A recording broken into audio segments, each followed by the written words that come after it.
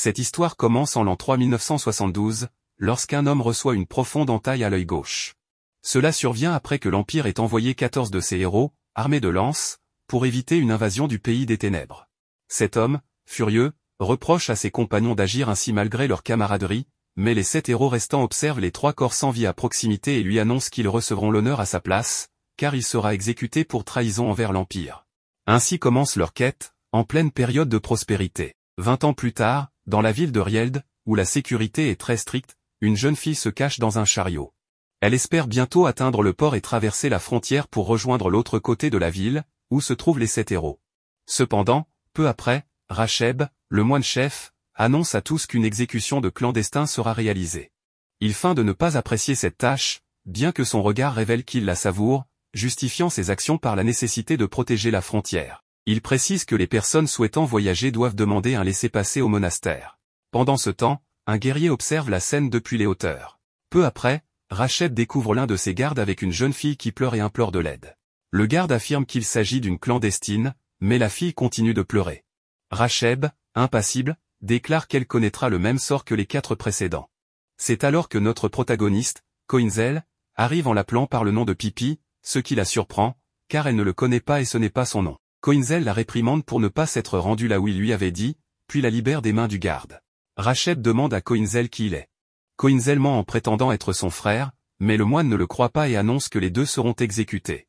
Avant que Koinzel ne dégaine son épée, le guerrier observateur intervient, s'excusant pour les ennuis causés par ces jeunes. Il s'approche de Racheb et lui offre 5 pièces d'or pour obtenir son aide.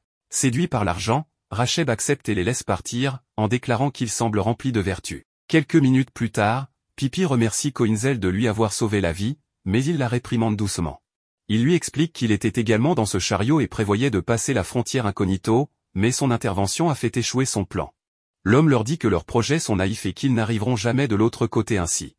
Il leur raconte qu'il a dû payer une importante somme d'argent à un contrebandier pour organiser son passage et qu'il ne veut pas que leurs actions imprudentes ruinent ses efforts. Il appelle Koinzel petit héros, ce qui intrigue ce dernier. L'homme explique que ceux qui aspirent à rejoindre l'autre côté pour devenir comme les 7 héros sont appelés ainsi. Koinzel et Pipi demandent des informations sur le contrebandier. L'homme leur demande quelles raisons importantes ils ont pour vouloir partir. Pipi lui confie qu'elle n'a plus rien ici, ayant tout perdu. À ce moment, Koinzel entend 13 personnes approcher. Réagissant rapidement, il jette Pipi dans un canal d'eau pour la cacher, puis demande à l'homme s'il a une épée. Les 13 moines guerriers les encerclent. L'homme est impressionné par l'ouïe fine de Koinzel, mais les gardes déclarent que, bien que leur chef ait été convaincu par leur vertu, eux ne le sont pas. Notre protagoniste ne comprend pas, et Vido lui explique que le monastère est celui qui surveille l'entrée de la frontière et délivre des laissez-passer de voyage en échange de vertus, qui sont en réalité des pots de vin à l'église. Ainsi, il demande davantage d'argent. Les gardes lui disent que, comme il a déjà donné une somme importante au prêtre, il suppose qu'il a beaucoup plus à offrir, et il se lance à l'attaque pour lui prendre tout ce qu'il possède.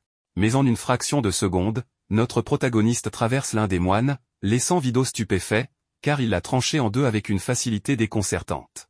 Vido commence à penser que c'est ce guerrier dont on parle, bien qu'il doute, car si ce dernier était aussi fort, il ne devrait pas lui permettre de s'approcher. En quelques secondes, notre protagoniste élimine tous les moines guerriers et les jette dans le canal pour effacer les traces de ce qui vient de se passer. Vido, stupéfait, lui demande qui il est, mais notre protagoniste répond simplement qu'il est un petit héros. Vido lui demande son aide, car il a besoin de l'accompagner. C'est alors que Pipi sort de l'eau, mécontente, mais notre protagoniste lui dit qu'il devrait partir, car il a conclu un pacte et ils iraient voir le contrebandier pour pouvoir passer de l'autre côté. Ainsi, tous se présentent, bien que notre protagoniste continue d'appeler la petite Pipi. Quelques heures plus tard, ils voyagent par bateau dans la partie souterraine de la ville, où Vido explique que cet endroit a été abandonné et est devenu le foyer de nombreux vagabonds.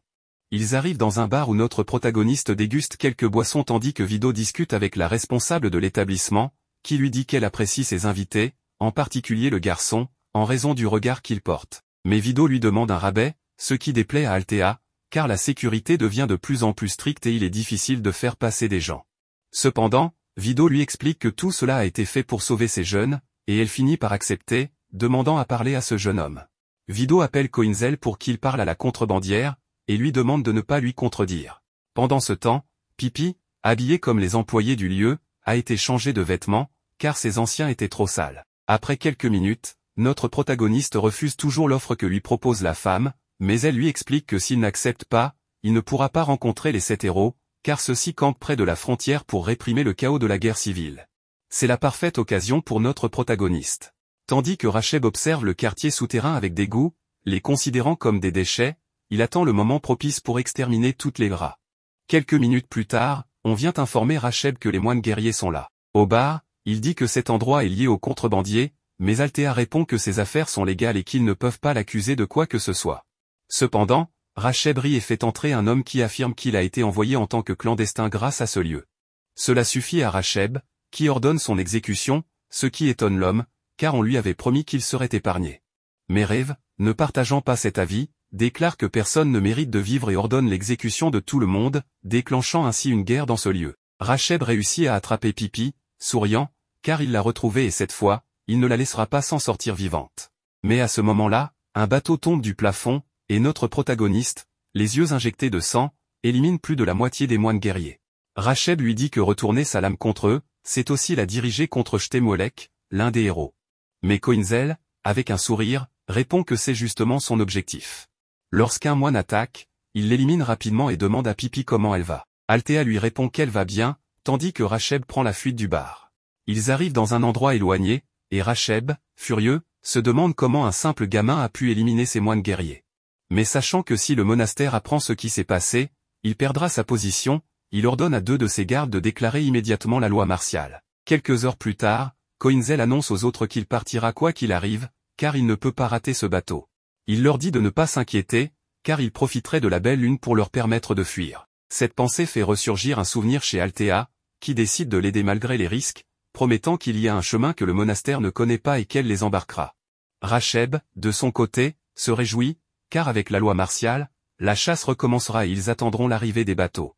Peu après, Rangzatz arrive, et Racheb lui demande son aide, peu importe le coût, car avec sa force, la mort de chaque moinillon en vaudra la peine. Pendant ce temps, Vido se moque de notre protagoniste pour son état physique, mais il lui répond que la lumière de la lune affaiblit, donc ce n'est pas si mal. Althea explique qu'ils sont loin de la surface, car elle a trouvé cet endroit par accident il y a quelques années, et cela semble être la base d'expériences menées par des magiciens. Elle élimine alors un monstre mineur qui se jette vers elle, effrayant les autres.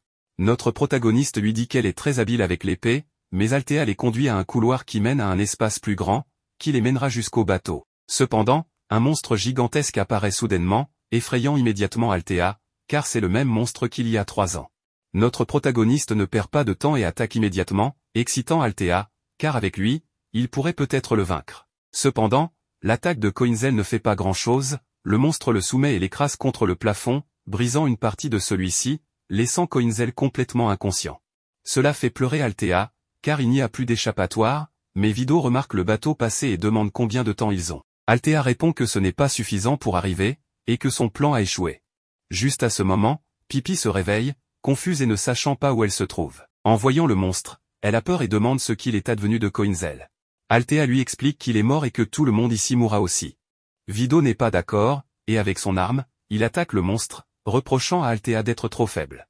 Il lui dit que si elle veut abandonner, elle peut le faire, mais lui, il ne le fera pas. Grâce à son disque, il parvient à faire tomber le monstre, mais il n'a pas le temps de le vaincre. Lorsqu'ils sont attaqués à nouveau, Vido prend Pipi et avec son disque, parvient à fissurer le monstre. Il est ravi, car l'attaque de Koinzel a affaibli la créature. Mais il est attiré par le monstre, qui le lance contre un mur. C'est alors qu'Althea intervient et empêche Pipi de tomber.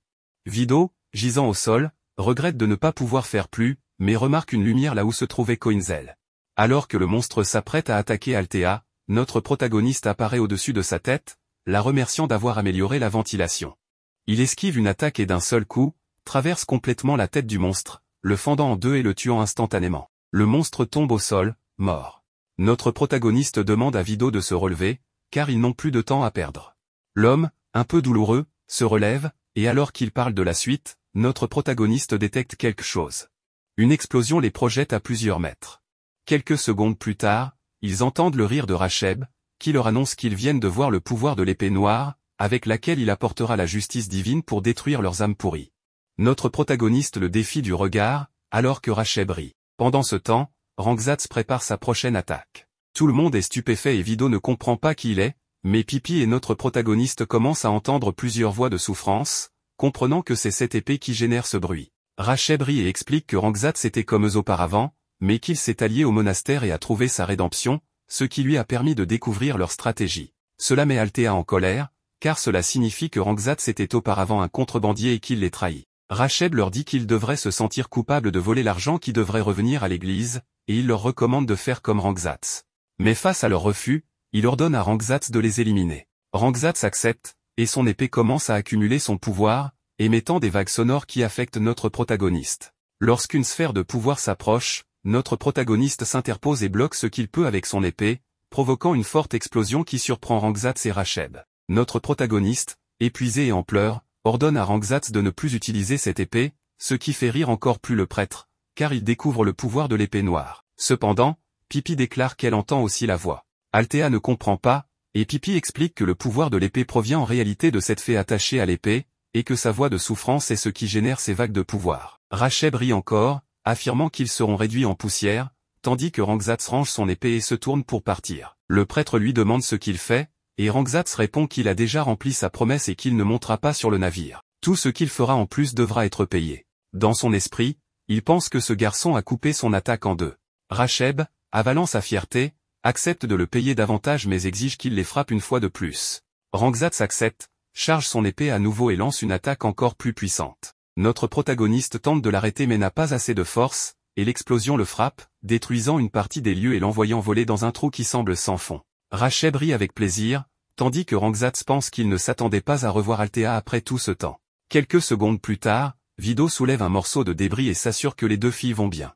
Il dit qu'ils doivent partir rapidement pour atteindre ce navire et terminer leur mission. Cependant, Pipi insiste qu'ils ne peuvent pas abandonner Coinzel, mais Vido répond qu'il ne devrait pas s'inquiéter. S'il est bien celui qu'il pense, il s'en sortira sûrement. Pendant ce temps, notre protagoniste se réveille dans un endroit étrange, entendant la voix de Racheb, qui lui dit qu'il a beaucoup de malchance et que tout se terminera ici. Il ne pourra pas utiliser son pouvoir de la lune, car il est dans un endroit très éloigné. Racheb rit en présentant la confrérie des saints gardiens, qui protège l'endroit le plus profond du monastère. Bien qu'il trouve regrettable d'utiliser des guerriers d'un tel niveau contre un simple enfant qui a perdu ses pouvoirs lunaires, il considère cela comme une punition pour l'avoir ridiculisé. Pendant ce temps, notre protagoniste a un souvenir. Notre protagoniste avait une apparence différente il y a de nombreuses années. Un de ses compagnons l'avait averti qu'il serait en charge du rituel seul, et qu'il devait aller avec les autres pour accomplir leur mission, étant le plus puissant des épéistes. Erniak explose de magie quelques secondes plus tard, tandis que Racheb ordonne à ses gardes de déchirer immédiatement notre protagoniste en morceaux.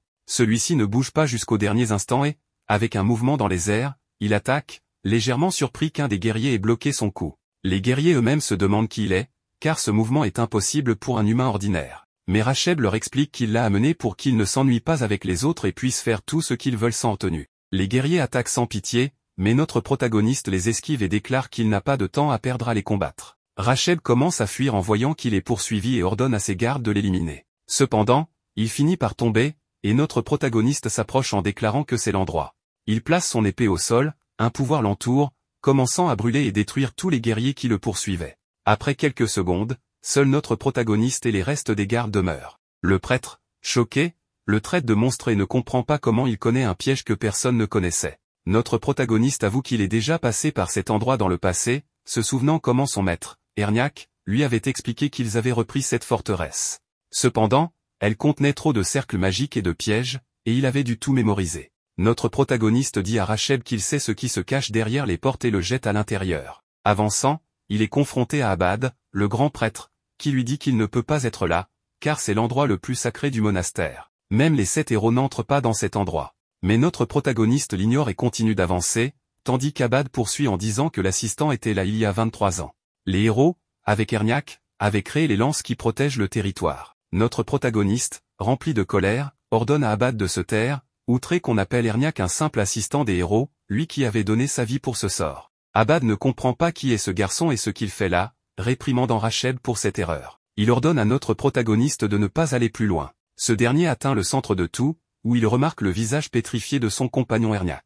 Il lui dit qu'il est revenu après de nombreuses années et avec une apparence différente, mais qu'il est là à nouveau. Abad se met alors à raconter l'histoire de ce qui s'est passé. Il y a 23 ans, les 7 héros étaient dans cet endroit, qui était alors un champ de bataille. Ils avancèrent avec leurs 7 compagnons, parmi lesquels figuraient les 4 lances de la trahison, éliminées par les 7 héros pour s'être alliés à l'ennemi. Cependant, Les 7 héros ne purent quitter ces terres, mais ils créèrent au moins un grand mur pour protéger le territoire. Notre protagoniste se souvient de l'année 3969, lorsque les autres n'étaient pas d'accord avec Erniak, car ils devaient accomplir leur mission.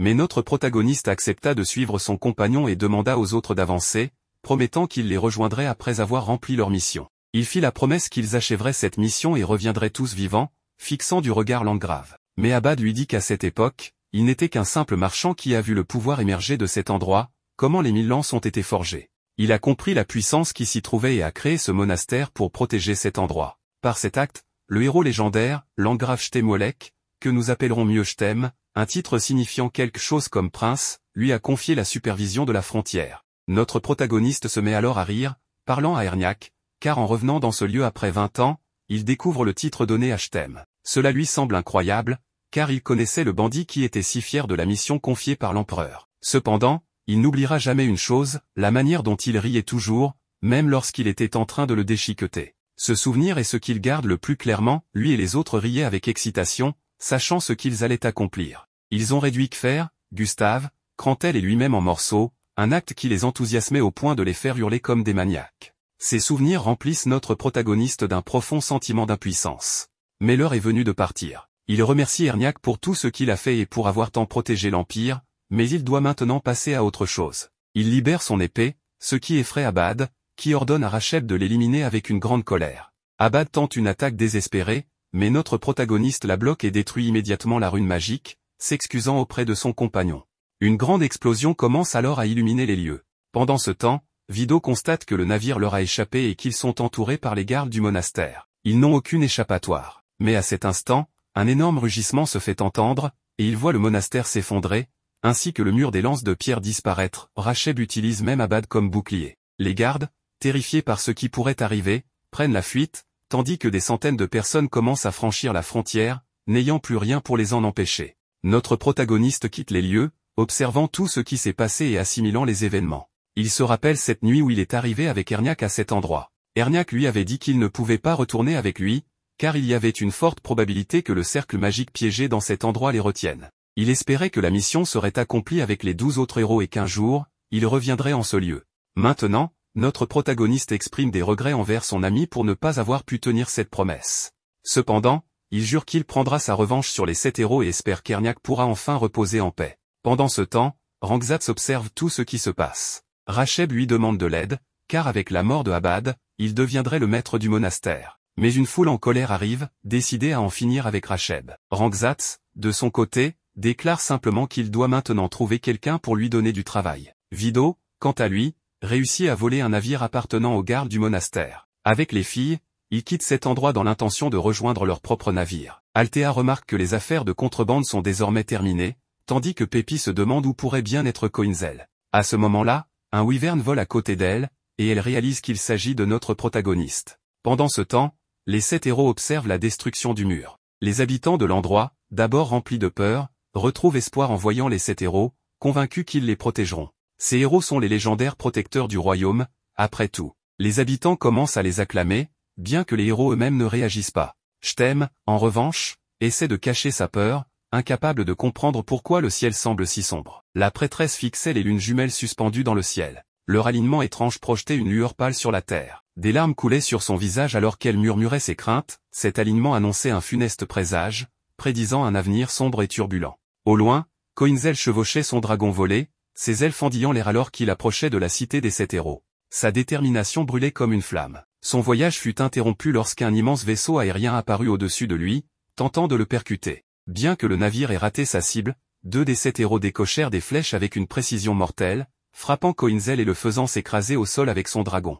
Malgré ses blessures, Coinzel se releva, fixant son regard sur la forteresse des 7 héros. Rien ne pourrait l'empêcher d'y entrer. Les 7 héros sortirent du grand château, leur présence imposante captivant l'instant. En apercevant Glenn, la rage envahit Coinzel. Les souvenirs de trahison le submergèrent, et il se précipita vers Glenn. Avant qu'il ne puisse l'atteindre, l'un des héros utilisa ses pouvoirs pour l'immobiliser. Paralysé, Coinzel lutta en vain tandis que les autres guerriers descendaient pour l'attacher solidement avec des cordes, le rendant complètement impuissant. Les citoyens de la ville, témoins de la scène, éclatèrent de colère, exigeant que Glenn tue Coinzel. Glenn calma la foule d'une voix calme mais autoritaire. Il expliqua qu'il ne tuerait pas ce garçon, supposant que celui-ci avait beaucoup souffert des conditions difficiles frappant leur terre et était venu parce qu'il ne supportait plus la vie derrière les murs. Avec ces mots, Glenn épargna Coinzel et s'éloigna, entouré des autres héros. La foule, émue par la compassion de Glenn, changea de ton et se mit à scander des louanges, le célébrant comme une figure noble et juste. Mais les pensées de Coinzel étaient amères. Il considérait que Glenn cherchait simplement à gagner la faveur du peuple, à devenir le seul roi tout en accusant d'autres de trahison pour cacher la vérité. Son visage trahissait son cœur brisé et son désespoir alors qu'il s'éloignait, les épaules lourdes de chagrin. Alors qu'il errait seul, Coinzel fut soudainement attaqué par une guerrière chevauchant un dragon. Le dragon plongea, ses mâchoires massives se refermant sur Coinzel et l'emportant dans les airs. Non loin, Althea, Pippi et Vido observaient depuis leur vaisseau. Lorsque le dragon heurta violemment leur navire, ébranlant l'équipage, Vido repéra Coinzel coincé dans les mâchoires de la créature et réagit sans hésiter. Il se lança sur la cavalière du dragon, les faisant tous deux s'écraser au sol. Au sol, la guerrière se tourna pour attaquer Coinzel, mais avant qu'elle ne puisse frapper, Pippi s'interposa, son petit corps bloquant le chemin. La guerrière la menaça de mort si elle ne s'écartait pas, mais Pippi resta ferme, déclarant qu'elle ne bougerait pas, car Coinzel lui avait sauvé la vie et qu'elle lui devait tout. La guerrière, implacable, frappa Pippi avec le plat de son épée, la projetant au sol. Pippi s'effondra sur le corps inconscient de Coinzel, tentant désespérément de le réveiller. Vido, observant la scène, plissa les yeux. Quelque chose dans la tenue de la guerrière lui semblait familier. Alors qu'elle levait son épée pour porter un coup fatal à Coinzel, Vido l'interpella, l'appelant princesse. La guerrière s'arrêta en plein élan et se retourna pour le confronter. Vido lui demanda pourquoi elle portait une armure de vengeance. La princesse hésita avant d'expliquer ses raisons. En l'écoutant, l'expression de Vido passa à la stupeur. Il comprit que Coinzel avait tué leur Kratos. La princesse, serrant fermement son épée, avertit Vido de s'écarter alors qu'elle se préparait à venger la mort de son frère. Sa lame se dirigea vers Pippi, qui protégeait toujours Coinzel de son corps. Juste avant que le coup ne porte, Coinzel reprit conscience et repoussa la lame, sauvant Pippi. La princesse recentra son attention sur Coinzel, mais celui-ci esquiva le coup et contre-attaqua avec un mouvement rapide, détruisant son masque et exposant son visage. Désarmée et vulnérable, la princesse, tremblante, laissa tomber son arme et s'écroula. Coinzel s'effondra également, incapable de continuer. Voyant leur état critique, le groupe décida de conduire Coinzel dans un village voisin pour qu'il puisse se rétablir. Là-bas, l'arrivée du groupe de guerriers provoqua l'inquiétude des villageois. Le chef du village qui se plaint à cause des réfugiés et les malfrats, resta sans voix en voyant le chef des guerriers. Ce dernier le rassura, promettant de protéger le village et d'y maintenir l'ordre. Pippi, tout en se promenant dans le village, rencontra un jeune garçon qui ressemblait étrangement à elle. Il lui attrapa doucement la main et lui demanda son nom. Pippi le fixa, stupéfaite par ses traits. Althea, remarquant l'interaction, accourut et fut également stupéfait par la ressemblance frappante entre le garçon et Pippi. Peu après, la mère du garçon apparut et reconnut Althea. Submergée de gratitude, elle remercia Althea d'avoir aidé sa famille à s'échapper de l'autre côté. Elle expliqua que la vie s'était grandement améliorée sous la protection de l'un des 7 héros. Althea, profondément émue par leur gratitude, se mit à pleurer. Le garçon, Zéphi, invita alors Pippi à se joindre à leurs efforts pour construire un nouveau village pour leur peuple, exprimant son espoir de développer et de créer une communauté solide. Pippi, déchirée par cette invitation, resta indécise quant à sa réponse. Pendant ce temps, Coinzel commença à bouger et entendit la princesse dire à Vido qu'elle devait tuer Coinzel pour venger son frère, Lord Kratos. Elle interrogea la loyauté de Vido, exigeant de savoir pourquoi il soutenait Coinzel au lieu d'appuyer Kratos. Vido répondit calmement, expliquant qu'il n'avait ni haï Lord Kratos ni douté de son leadership, mais qu'il croyait que chercher à se venger ne mènerait à rien. Coinzel, écoutant en silence, finit par intervenir. D'une voix plate et dénuée d'émotion, il leur dit qu'il pouvait le tuer s'il le souhaitait. Jetant son épée au sol, il les invita à mettre fin à ses jours. Vido, furieux des paroles de Coinzel, le frappa au visage. Vido demanda à Coinzel pourquoi il affichait une expression aussi abattue alors qu'il était un guerrier incroyable. Se penchant vers lui, il ajouta fermement que Coinzel avait encore une mission à accomplir, sauver la princesse Sharen, la sœur de Lord Kratos. Vido expliqua qu'il avait été chargé de protéger la princesse Sharen lors d'une mission diplomatique visant à négocier avec une armée voisine. Cependant, la mission avait mal tourné lorsqu'ils furent attaqués par des bandits qui kidnappèrent la princesse. Vido admit son échec et supplia Coinzel, insistant sur le fait que sa force était leur seul espoir de la sauver. Coinzel hésita, sa confiance ébranlée, affirmant qu'il ne pouvait pas accomplir une telle tâche. Vido, imperturbable, lui rappela ses triomphes passés, détruire les prisons, vaincre les rebelles seuls et démanteler les lances de pierre. Vido affirma qu'il ne serait pas brisé par le fait de sauver une princesse et insista que si Coinzel voulait vraiment mourir des mains de la princesse, il devait le faire après avoir sauvé Sharen. La plaidoirie passionnée de Vido résonna en Coinzel et, après un moment de silence, il finit par accepter. À cet instant, Pippi arriva avec une boisson pour aider Coinzel à retrouver ses forces, exhibant ses nouveaux vêtements que la mère de Zéphi avait confectionnés pour elle. Elle demanda son avis et mentionna l'invitation de Zéphi à rejoindre leur nouveau village, mais assura à Coinzel qu'elle ne le laisserait pas dans son état actuel. Guérampan, le massif guerrier, s'approcha avec une attitude chaleureuse et salua Pippi, qui répondit par un grand sourire et le présenta à Coinzel. Guérampan observa Coinzel un moment, puis déclara qu'il semblait être un jeune homme aimable et résilient. Il reconnut les immenses épreuves traversées par Coinzel et son voyage éprouvant. Non loin, l'expression de Vido se durcit à la vue de Guérampan, sa colère palpable. Non loin de là, dans une forêt dense, un groupe de bandits retenait plusieurs femmes captives, attendant de les remettre à quelqu'un. Soudain, Zéphi apparut, et l'un des bandits cria qu'il s'agissait encore de ce garçon et qu'il devrait s'en débarrasser. Pendant ce temps, la rage de Vido atteignit son paroxysme. Sans prévenir, il lança son arme sur Guérampan, entravant les mains du guerrier. Guérampan, pris au dépourvu, demanda calmement la raison de cette attaque soudaine. Vido, d'une voix tranchante, exigea de savoir où se trouvait la princesse Charène et accusa Guérampan de collaborer avec les bandits. Guérampan nia les accusations, affirmant qu'il n'avait aucune connaissance de ce dont parlait Vido. La fureur de Vido ne fit que croître alors qu'il poursuivait ses accusations, affirmant qu'il avait vu les bandits remettre la princesse Charène à Guérampan lorsqu'ils débarquèrent du navire. Guérampan, essayant d'apaiser la situation, suggéra de discuter, mais Vido refusa de céder. Il accusa Guérampan de prétendre protéger les gens tout en aidant secrètement à l'enlèvement de femmes et d'enfants. Le visage de Guérampan se tordit de douleur et de colère. Il déclara qu'il ne resterait pas là sans rien dire pendant qu'on l'accusait de telles atrocités, insistant sur le fait qu'ils étaient des protecteurs du peuple, tels des anges zélés envoyés pour garder la terre. Vido se moqua de cette remarque, rétorquant que Guérampan ressemblait davantage à une pieuvre. Guérampan, le visage rouge d'indignation, demandait avec émotion pourquoi on tenait de tels propos envers lui. Des larmes se formaient dans ses yeux alors qu'il brisait les cordes qui liaient ses mains. Au même moment, Zéphi sortit de la forêt, courant vers Guérampan et appelant à l'aide. 3 hommes le poursuivaient de près, mais Guérampan les neutralisa d'un seul coup puissant, laissant Zéphi impressionné. Zéphi le remercia et l'implora de le suivre, affirmant qu'un danger se trouvait plus loin dans la forêt. Avant qu'ils ne puissent avancer, d'autres bandits apparurent, les entourant. Le chef des bandits s'avança d'un pas menaçant, exigeant que le garçon leur soit livré, sous peine de tuer tout le monde. Guérampan, en dégainant son épée avec calme et détermination, se présenta comme le brigadier chef de l'armée du comte, soldat le plus loyal de Fargo et aux 1000 soldats. Il déclara que personne n'osait semer le trouble sous sa surveillance, à moins de vouloir mourir sous sa lame. Un des bandits murmura nerveusement qu'il s'agissait d'un garde de Fargo,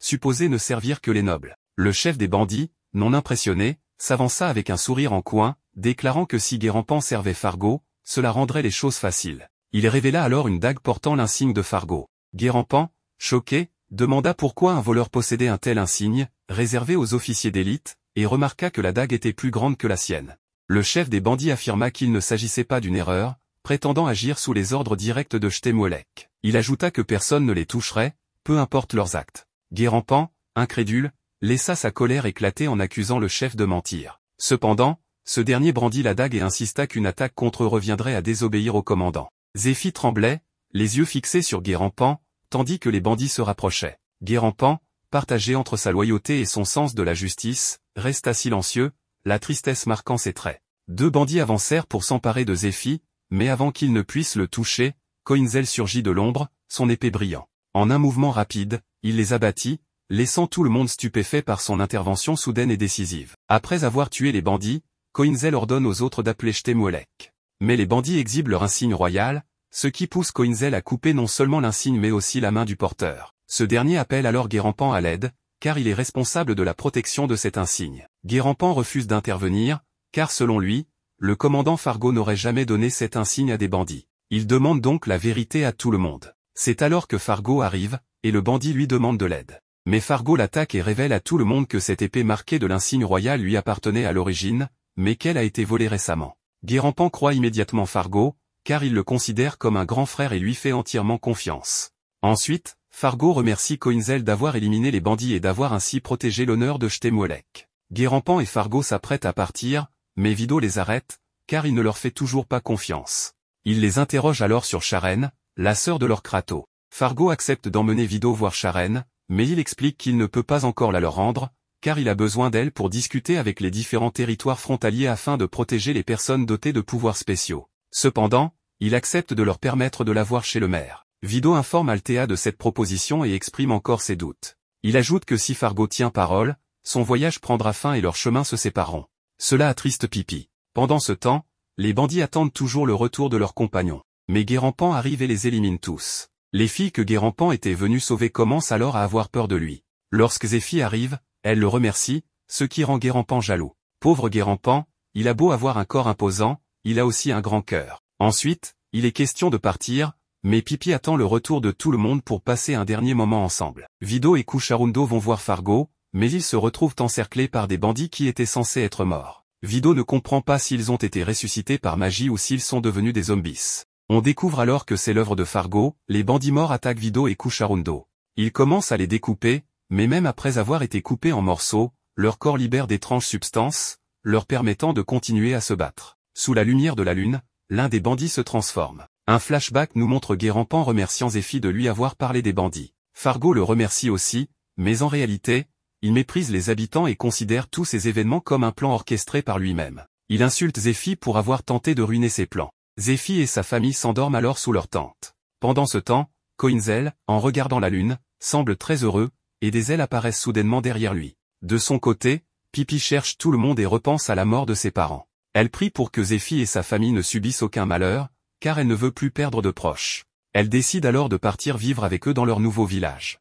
Maintenant, Fargo s'apprête à tuer Zéphie. Fargo infiltre une tente et réveille les parents de Zéphie, ce qui l'oblige à les éliminer. Pippi, témoin de la scène, prend la fuite. Avant de mourir, le père de Zéphie arrache le masque de Fargo. Pendant ce temps, Coinzel perçoit la douleur de l'âme de Pippi sans en comprendre l'origine. Vido et Cucharundo sont en danger mais sont sauvés par l'animal de Cucharundo, qui les emmène hors du danger après une explosion.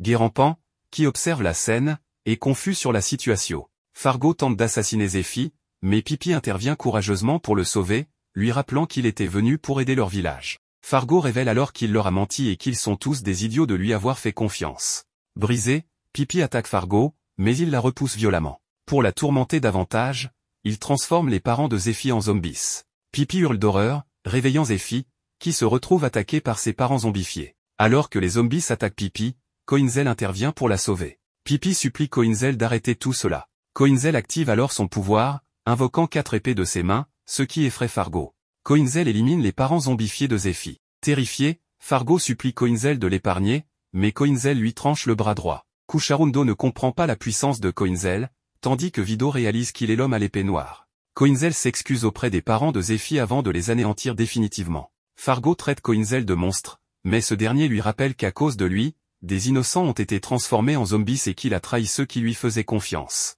Fargo reste insensible, ce qui met Coinzel en colère. Il lui fait réaliser qu'il a souillé un lieu où de nombreux soldats ont sacrifié leur vie pour protéger les autres. Il jure de punir les 7 héros responsables de cette tragédie. Les réfugiés arrivés, trompés par Fargo, croient que Coinzel est un monstre qui veut lui faire du mal. Ils attaquent alors Coinzel. Vido et Cucharundo le sauvent en l'emportant avec eux. Coinzel les remercie et affirme qu'il a encore une mission à accomplir, ce qui signifie qu'il ne peut pas mourir maintenant. Pippi tente de révéler la vérité aux réfugiés, Coinzel les a protégés tandis que Fargo a tué les parents de Zéphie. Mais personne ne la croit, car Fargo les a trompés depuis le début, et l'apparence de Coinzel leur inspire la peur. Plus tard, Cucharundo, réalisant son erreur, s'excuse auprès de Coinzel pour l'avoir attaqué alors qu'il avait en réalité aidé son frère. Coinzel accepte ses excuses, et Cucharundo éclate en sanglots. Des membres de la garde privée se rendent auprès de Chtemolek pour l'informer de ce qu'a fait ce semi-humain, ayant découvert qu'il tente d'éliminer les 7 héros. Cependant, Chtemolek leur dit qu'il n'était pas nécessaire de l'appeler pour une affaire aussi insignifiante,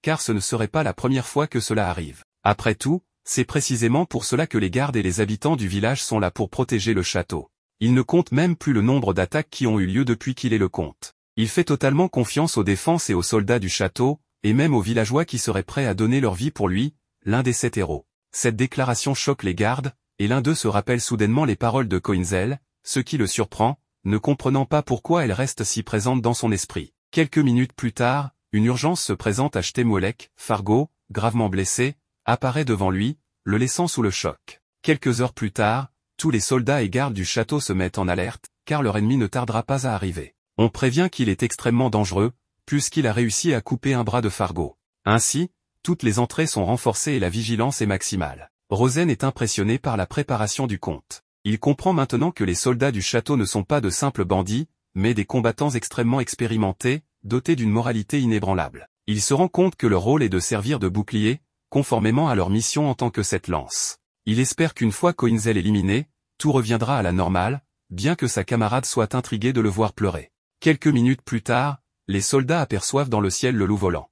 Ils envoient immédiatement des dragons à sa poursuite, tandis que les archers se préparent à tirer. Vido demande à notre protagoniste s'il est sûr de lui, mais ce dernier lui répond qu'il s'y attendait et qu'il devait être prêt. La créature vole avec agilité, esquivant les flèches, mais dans le château, on donne l'ordre d'utiliser l'arme spéciale. Un gigantesque canon magique est déployé. Vido est stupéfait et demande si Coinzel l'avait prévu. Ce dernier confirme, tout en avouant être surpris par l'évolution du château. Pendant que les soldats préparent le tir de l'artillerie magique, il rappelle que cette arme a déjà décimé des armées et repoussé de nombreuses attaques. Cependant, certains trouvent excessif de l'utiliser contre un simple semi-humain, mais il faut démontrer leur puissance et punir ceux qui osent les défier. Pendant ce temps, Shtemolek remarque la poursuite et dit à Fargo que son corps devrait tenir malgré sa blessure. Il lui demande de s'asseoir et d'observer comment il corrige l'erreur qu'il a commise. La fille avec Coinzel remarque que les dragons les forcent à se diriger vers le canon. Mais notre protagoniste ne peut s'empêcher de repenser à l'époque où, avec Shtemolek, ils avaient été chargés de récupérer cette arme magique pour protéger l'empereur en pleine guerre. Il avait alors été surpris de voir Shtemolek maîtriser l'art de la pierre magique. Ce dernier lui avait répondu qu'il avait lui-même été étonné d'apprendre que le meilleur épéiste était le fils d'un forgeron. Revenant au présent, notre protagoniste continue de voler autour du château, tandis que les soldats défendent les remparts et tentent de le forcer à entrer dans la ligne de tir de l'artillerie. Le soldat en charge du canon reçoit l'ordre d'ouvrir les canaux d'eau du lac, qui se vident immédiatement, un signal indiquant que tout est prêt. Les archers et les dragons attaquent de concert. Notre protagoniste esquive du mieux qu'il peut, ce qui inquiète Vido, car il ne contre-attaque toujours pas.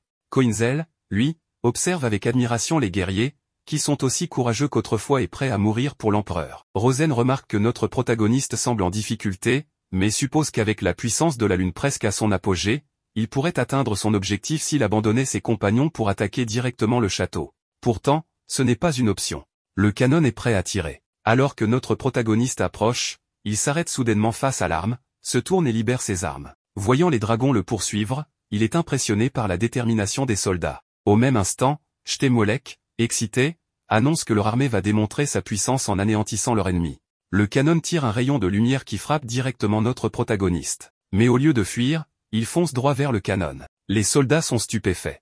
Le canon s'illumine intensément, aveuglant certains d'entre eux. Lorsque la lumière disparaît, ils réalisent que le loup continue d'avancer. Ils ne comprennent pas ce qui s'est passé et le poursuivent, mais constatent que personne ne le monte. Rosen éclate de rire, émerveillé, Coinzel a réussi à détruire le canon sans être affecté par son tir. Il s'est infiltré dans le château sans verser une seule goutte de sang. Le chaos s'empare du château alors que les soldats se lancent à la recherche de l'intrus. Shtemolek, quant à lui, est sous le choc, incapable de comprendre ce qui vient de se passer. Pendant ce temps, notre protagoniste et ses compagnons avancent par un canal souterrain. Vido ne comprend toujours pas ce qui s'est passé, et notre protagoniste lui explique que c'était son plan depuis le début. Il savait que la magie noire de la fée transformerait le tir du canon en eau, leur permettant d'accéder à ce passage secret, inconnu même des soldats. Vido se demande comment il peut être au courant d'un tel passage. Quelques instants plus tard, ils arrivent dans un couloir où notre protagoniste est surpris de voir Guérampan, tout aussi étonné de le trouver là. Seuls les plus proches de Shtemolek connaissent ce passage secret.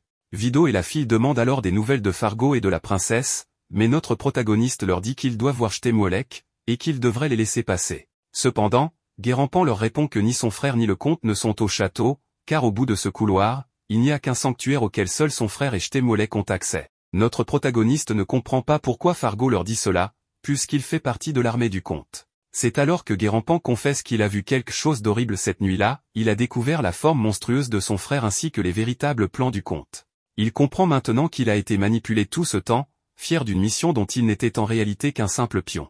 Il se sent coupable d'avoir lui-même amené la princesse dans ce sanctuaire. Furieux, Vido attrape Guérampan par le col et lui demande ce qu'il a fait. En larmes, ce dernier admet sa faute, il ne savait rien de tout cela.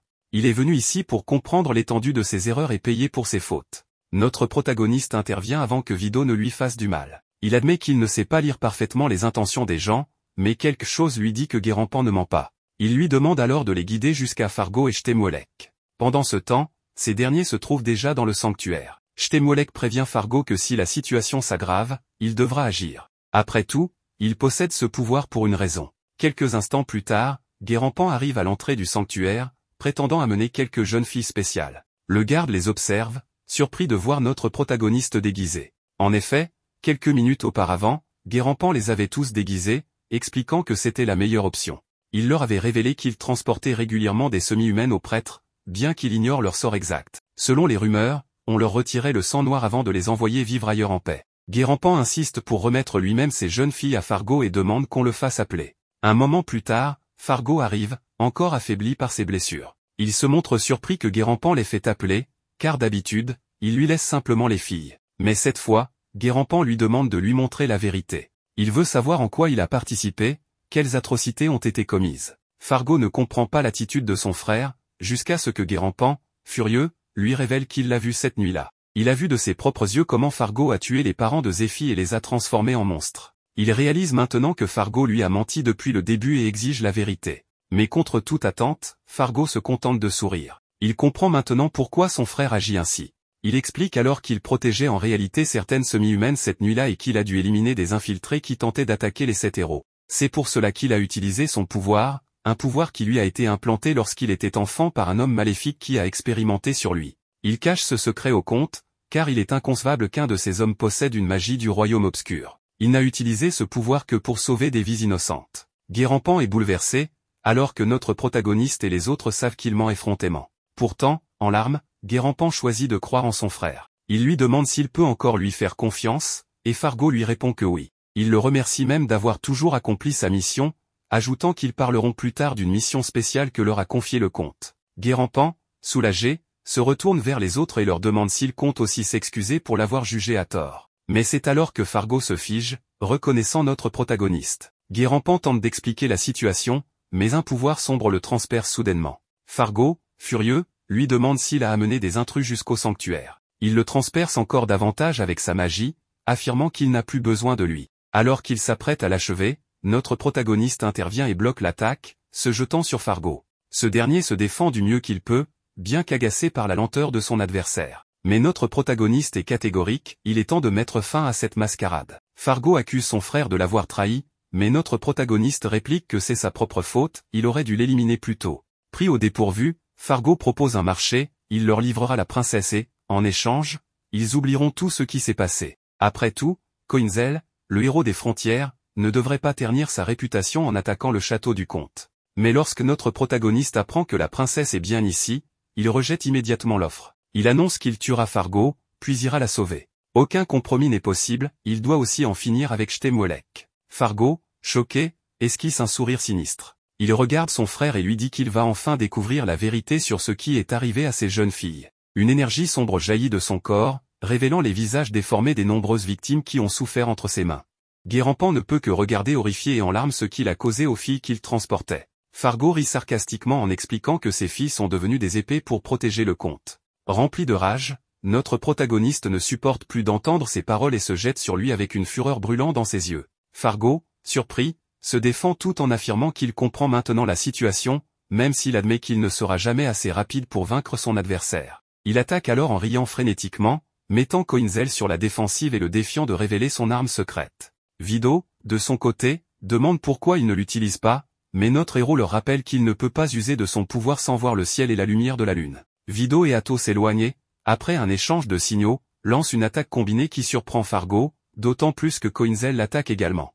Leur objectif est de disperser ses tentacules, mais même cette stratégie ne suffit pas. Fargo contre-attaque avec force, réussissant à déchirer l'uniforme de notre héros. Coinzel bondit dans les airs, mais Fargo transperce l'une de ses mains, le forçant à lâcher son épée. Vido et Atto sont sous le choc, mais Guérampan lance une dague à notre protagoniste, qui parvient à l'attraper. Contre toute attente, il esquive les tentacules et plante l'arme en plein front de Fargo, mettant ainsi fin au combat. Alors qu'il s'apprête à repartir, Vido et Atto demandent ce qu'il adviendra de Guérampan. Coinzel, sans se retourner, leur ordonne d'avancer, laissant Guérampan seul, effondré en larmes auprès du corps de son frère. Dans un souvenir de l'année 3968, notre protagoniste et Shtemwelek observent des soldats célébrer la construction d'une arme. Après une bataille, Shtemwelek commande qu'il est temps de rejoindre les autres, tandis que notre héros le complimente sur son allure élégante, très différente du bandit qu'il avait connu. Pendant ce temps, les gardes demandent à Shtemwelek s'il est prudent de rester là après l'intrusion récente, mais Shtem leur assure que Fargo reviendra bientôt avec la tête des assaillants.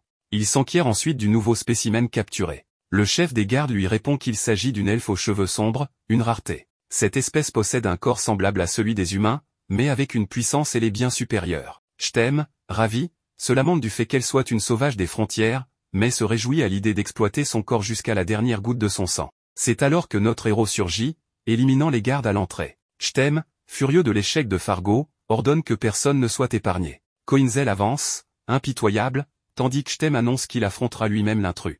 Amusé, notre protagoniste lui rappelle son âge avancé, mais Stem ne le reconnaît pas. Il lui rappelle qu'il se trouve au château du comte. Notre héros répond qu'il le sait, mais qu'il entend surtout la souffrance d'une elfe soumise à la magie noire. Vido et Atto reconnaissent immédiatement Sharon et se précipitent vers elle, mais Stem ordonne aux gardes d'activer un plan de contingence. Des lumières s'allument au sol, révélant des milliers d'ossements et de crânes, laissant Vido et Atto sous le choc. Stem se moque d'eux, affirmant que ces restes appartiennent aux rebelles venus sauver l'elfe. Il se vante d'être l'un des 7 héros ayant sauvé l'Empire et que l'elfe deviendra un pilier du royaume éternel. Mais notre héros l'interrompt, lui ordonnant de se taire, car il a trop entendu et comprend maintenant à quel point Stem est tombé bas. Vido et Atto parviennent à libérer Sharon et maudissent le comte pour ses actes. Stem leur reproche de s'être retourné contre lui pour une femme, après tout ce qu'il a fait pour les sauver des griffes de l'Empire de Wishtech. Coinzel lui rappelle qu'il fut jadis un noble guerrier qui risquait sa vie pour son peuple. Mais Stem ne comprend pas pourquoi cet elfe le regarde ainsi, empli de tristesse, et cela l'énerve encore plus.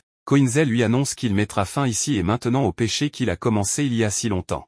Il l'attaque, mais Stem esquive avec une agilité surprenante, bondissant sur les murs. Tous sont stupéfaits par sa vitesse. Lorsqu'il bloque une attaque de Coinzel, il se moque de lui en affirmant que malgré sa victoire contre Fargo, il ne le trouve pas si fort. En tant que l'un des 7 héros, il fera justice en éliminant ce traître. Atto demande à Vido de protéger Sharon pendant qu'il cherche un passage vers l'extérieur. Stem se jette sur notre héros, affirmant qu'il devrait se sentir honoré d'être tué par un héros impérial. Pourtant, il s'énerve rapidement en voyant que Coinzel ne fait que se défendre et lui inflige une profonde entaille à l'épaule. Coinzel se maudit de ne pas pouvoir esquiver. Le comte est stupéfait de voir une lueur dans son abdomen, mais Coinzel l'attaque à nouveau, lui causant une autre blessure. Malgré tout, Stem combat toujours de la même manière. Pendant ce temps, les gardes accélèrent le processus d'activation de leur arme secrète. Stem jubile lorsqu'il parvient à blesser notre héros, mais il est choqué de voir que lui aussi saigne abondamment. Il ne comprend pas comment un simple semi-humain peut l'atteindre, alors qu'il est censé être renforcé par le sang des semi-elfes. Notre héros enchaîne plusieurs attaques, le couvrant de blessures. Peu à peu, Stem reconnaît son style de combat et, stupéfait, lui demande qui lui a enseigné. Coinzel lui demande alors s'il ne l'a toujours pas reconnu. Cela fait 20 ans qu'il le traque pour se venger. Stem est frappé de stupeur en réalisant que son adversaire est Askeri, leur ancien frère d'armes, et est toujours en vie. Coinzel utilise une technique de vent sombre pour foncer à une vitesse extrême sur le comte et lui infliger de multiples blessures. Cependant, il est surpris de voir son propre corps subir les effets de la technique. Stem, gravement blessé, s'écroule et murmure qu'il est impossible que Coinzel ait survécu, rappelant qu'il l'avait démembré et jeté à une mort certaine dans la forêt sombre. Coinzel s'approche et lui rappelle qu'après que Glenn lui ait arraché un œil, Stem l'avait lâchement attaqué par derrière pour lui couper un bras. À présent, il se venge, et après lui, il s'occupera des 6 autres. Vido et Atto sont abasourdis par cette révélation. Stem, rampant au sol, refuse d'y croire, se souvenant du moment où les 7 héros l'avaient laissé pour mort. Notre héros s'apprête à porter le coup final, mais sa lame est arrêtée par une barrière métallique. Autour de lui apparaissent plusieurs femmes en armes et casquées. Stem sourit diaboliquement et ordonne au grand prêtre de ne pas tuer Coinzel. Les elfes fraîchement arrivés empêchent Atto d'intervenir, tandis que Stem s'approche de notre héros, curieux de savoir comment il peut sembler aussi jeune après 20 ans. Coinzel, furieux, crie qu'après tout ce temps et tant d'efforts pour sa vengeance, tout ce qui l'intéresse est son apparence. Stem, ravi, annonce que Coinzel est le cobaye parfait pour leur objectif ultime. Notre héros commence alors à entendre les voix des elfes emprisonnés, toujours conscientes et suppliant qu'on les libère. Soudain, accablé, il s'effondre. Stem en profite pour ordonner au grand prêtre de lancer le rituel de transmigration. Mais alors qu'on s'apprête à lui infuser de la magie noire, notre héros éclate de rire. Une larme coule de son œil tandis qu'un immense pouvoir jaillit de son dos, anéantissant tous les gardes autour de lui. Stem est pétrifié d'incompréhension, tandis que Coinzel, toujours riant, semble enfin libéré. Il fait également s'effondrer le plafond sur Stem, et Sharon remarque que les demi-humains sont libérés de leur souffrance et trouve enfin le repos éternel. Elle espère que Coinzel ne s'en voudra pas de les avoir anéantis, car il le remercie. Le grand prêtre est fasciné par la forme monstrueuse de Coinzel, qui finit par le tuer lui aussi. Stem est terrifié en voyant cela, et Coinzel lui dit qu'il est heureux de voir que Stem est toujours aussi abject qu'autrefois. Il pense qu'il peut le tuer sans aucun regret. Stem implore sa clémence, mais Coinzel ne l'écoute pas et lui arrache une main.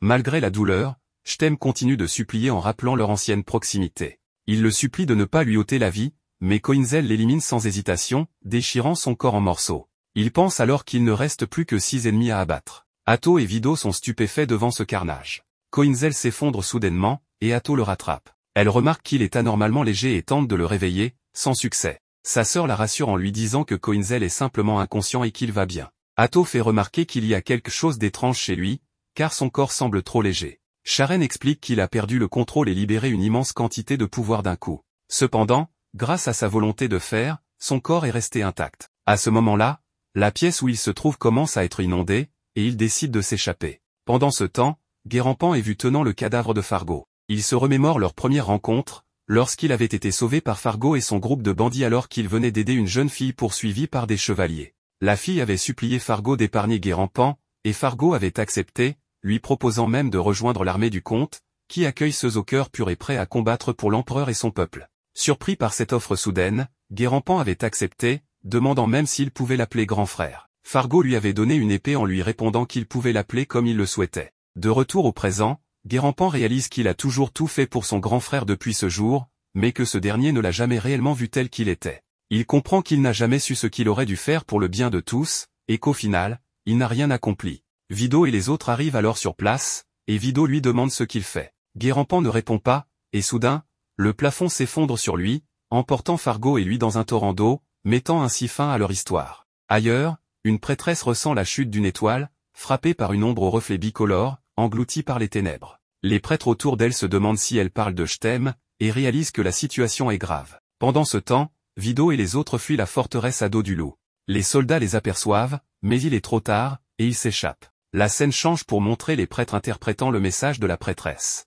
Ils n'en tirent qu'une seule conclusion, ils doivent en informer l'empereur au plus vite. Quelques jours plus tard, des personnages importants arrivent à la forteresse, où des soldats fouillent les souterrains à la recherche de « je t'aime ». Ils n'ont toujours aucune nouvelle du rebelle en fuite, malgré des recherches prolongées. Ils n'ont pas non plus retrouvé le comte. Un soldat indique qu'ils doivent se hâter, car les nobles du conseil ont accueilli l'émissaire venu de la capitale et convoqué tous les capitaines du château dans la grande salle. L'émissaire annonce que des funérailles vont être organisées. Les soldats signalent que le corps du comte n'a toujours pas été retrouvé. L'émissaire leur répond qu'il est difficile d'accepter sa mort sans preuve tangible, mais que la prêtresse de Mondambur a ressenti son trépas. Elle affirme que l'une des 7 étoiles est tombée. Les soldats sont sous le choc. L'émissaire poursuit en disant que les citoyens vont pleurer la disparition du comte, mais que certains, y compris le seigneur local, pourraient chercher à profiter de la situation pour s'emparer du pouvoir. Il annonce que des funérailles dignes des 7 héros seront organisées en son honneur, car c'est tout ce qu'ils peuvent faire pour honorer sa mémoire. Les soldats, en larmes, proclament la mort du comte à travers le pays.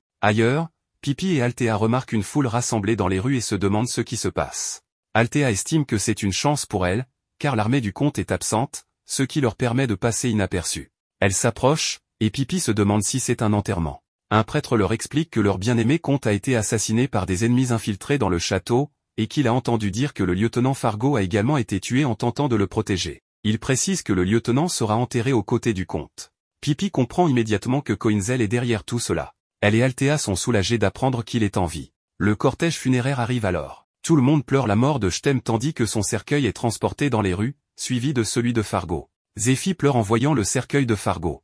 Pipi tente de l'en empêcher, mais Altea l'arrête. Les gens commencent à murmurer, se demandant si Zéphi est bien la Milael que Fargo avait protégée et aidée à migrer. Ils comprennent pourquoi elle est si bouleversée par sa mort. Pipi ne veut pas que Zéphi pleure pour quelqu'un comme lui, car c'est lui qui a tué ses parents. Elle s'effondre en larmes dans les bras d'Altea. À ce moment-là, Vido arrive et dit qu'il était en train de le chercher. Ils sont heureux de voir qu'il est sain et sauf et lui demandent des nouvelles de Koinzel et des autres. Vido leur dit de le suivre et les guide à travers la forêt. Pipi est complètement épuisé après une longue marche, et Vido lui demande de tenir bon car ils sont presque arrivés. Il leur dit que cela a dû être difficile de vivre caché seul, et il est soulagé de les avoir trouvés plus tôt que prévu. Altea explique que l'armée du comte les recherchait partout, les forçant à camper dans les montagnes. Ils arrivent ensuite à la grotte où se trouvent les autres, et Pipi est soulagé de voir Koinzel sain et sauf, le serrant dans ses bras. Altea remarque alors une nouvelle personne dans le groupe et se demande si c'est bien celui que Vido recherchait. Il confirme que c'est bien lui, et Pipi constate que Koinzel a rétréci. Il lui explique qu'il n'est pas en pleine forme et que c'est la première fois que cela lui arrive. Toutefois, il est sûr de retrouver bientôt son état normal. Altea demande pourquoi il reste ici, soulignant que, bien que l'endroit soit dans les montagnes, il n'est pas très éloigné de la route. Vido explique que c'est Koinzel qui a demandé à se cacher ici, car l'endroit a une signification particulière pour lui. La scène se coupe alors à cet endroit spécial. Vido explique que les âmes des valeureux soldats tombés au combat reposent dans cette vallée, parmi lesquels figurent d'anciens camarades de Koinzel. Il révèle qu'il parle de la grande guerre survenue il y a 20 ans, ce qui surprend Althea. Atto lui apprend que le véritable nom de Koinzel est Askeri, et qu'il fait partie des 4 hommes que les 7 héros ont faussement accusés d'être des lances traîtresses avant de les massacrer. Althea est choquée d'apprendre que l'endroit qu'elle et ses clients chérissaient est gouverné par des hommes aussi ignobles. Elle est dévastée en pensant à tout ce qu'elle a fait pour eux.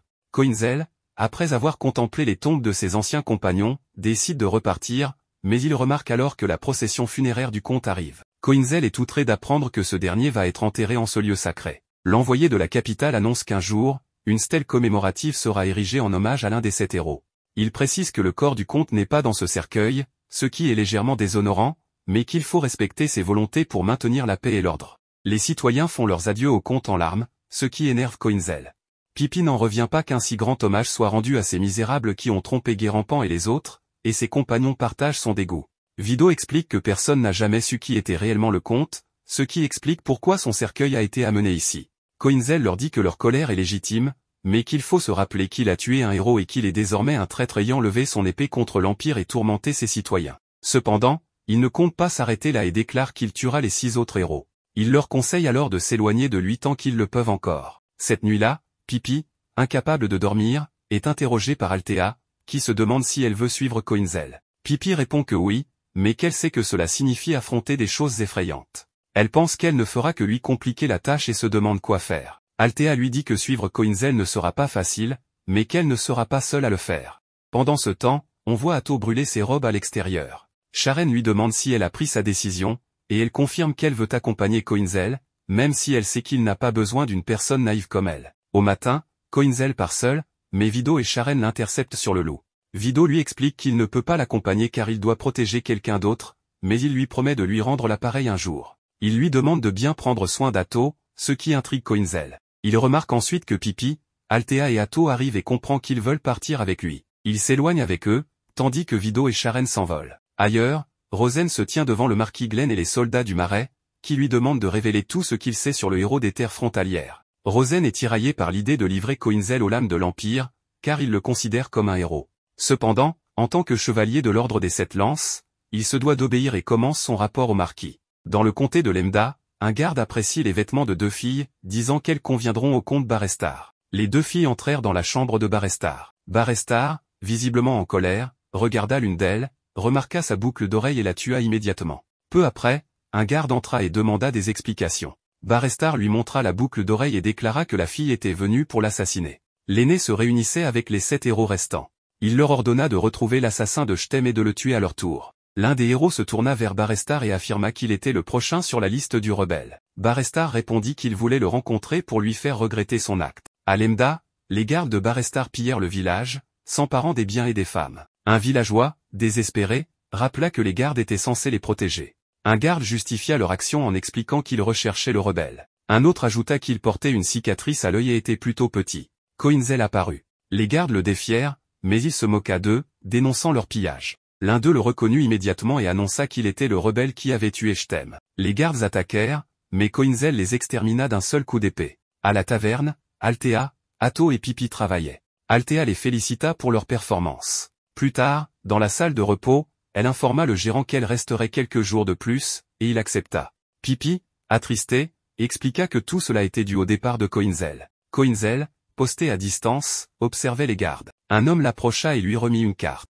En l'examinant, Koinzel remarqua qu'il manquait une partie. L'homme expliqua que les cartes de la région nord étaient restreintes depuis la construction du château du gouverneur. Il proposa d'en obtenir une autre contre-paiement, mais Koinzel refusa, estimant celle-ci suffisante. Après son départ, il réfléchit au défi que représentait la collecte d'informations et décida de rester prudent et méthodique dans ses attaques. À la taverne, des clients rejouaient la scène du meurtre de Stem. Pippi remarqua qu'ils imitaient Koinzel et retraçaient l'événement. Un garde, agacé, leur ordonna d'arrêter. Il s'approcha de l'acteur jouant Koinzel et s'indigna qu'un simple comédien ose représenter leur Stem. Il déclara être venu pour se divertir, et non pour écouter cette histoire ennuyeuse. Il attrapa le comédien et l'accusa du meurtre de Stem, levant le poing pour le frapper. Atto intervint et bloqua l'attaque, mais le garde brisa son bâton et tenta de la frapper. Un guerrier apparut alors et projeta le garde violemment en arrière. Le guerrier vérifia que le comédien allait bien et lui dit de garder son masque en souvenir. Il se tourna vers Atto et la complimenta pour sa danse. Le garde, furieux, se releva et déclara que personne ne devait toucher un homme du gouverneur. Le guerrier s'excusa, expliquant qu'il voulait simplement assister à la performance sans interruption, mais que le garde avait gâché le spectacle. Il souligna la rareté de ce genre de représentation. Le garde, exaspéré, l'attaqua, mais le guerrier riposta avec force. Coinzel surprit une conversation mentionnant une bagarre dans la taverne où se trouvait son groupe. Sur place, le garde blessé se plaignait de douleurs atroces, tandis que ses camarades gisaient au sol. Le guerrier demanda au comédien de garder son masque en souvenir, puis quitta la taverne. À l'extérieur, Coinzel l'aperçut et ressentit quelque chose d'étrange en lui. Il comprit que ce guerrier avait combattu à l'intérieur et vaincu les soldats du gouverneur. Il soupçonna qu'il avait perçu sa présence et peut-être même deviné son identité. Par précaution, il choisit de redoubler de vigilance. Le guerrier retrouva Rosen, qui se montra soulagé de le voir. Ils montèrent ensemble à bord d'un aéronef. Le guerrier évoqua les rumeurs selon lesquelles le rebelle se cacherait dans un village voisin. Rosen confirma qu'il avait envoyé 4 chevaliers fouiller la région.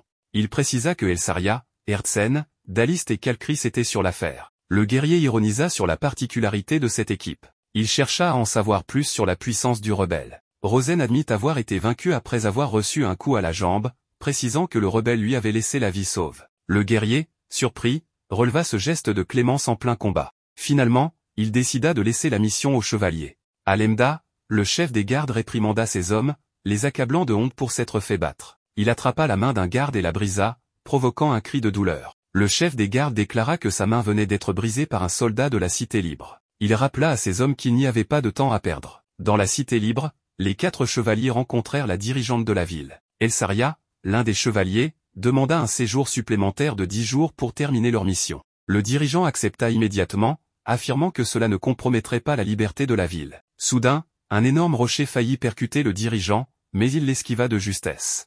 Elsaria supposa qu'il s'agissait d'un message adressé à quelqu'un. Le dirigeant, perplexe, chercha à comprendre la raison de la présence de l'armée du gouverneur. Un garde l'accusa d'abriter un ennemi de l'État. Le dirigeant réfuta cette accusation, expliquant qu'il avait laissé partir leurs soldats sans encombre. Les gardes du gouverneur lui imposèrent un choix, livrer le rebelle ou autoriser une fouille complète de la ville. Elsaria s'avança et intima aux gardes de reculer. Lorsqu'il lui demanda son identité, elle déclara être Elsari, chevalier au service des 7 lances. Elle critiqua leur attaque sans avertissement et rappela que la ville avait été déclarée libre par l'empereur. Elle leur ordonna de partir immédiatement. Le garde l'insulta, mais recula en apprenant son nom et ses origines. Paniqué, il s'excusa et promit de se retirer. Elsaria exigea qu'aucun soldat du gouverneur ne reste en ville durant son séjour de 10 jours, le temps qu'elle traque le tueur des héros. Le garde demanda à assigner 10 soldats à sa mission.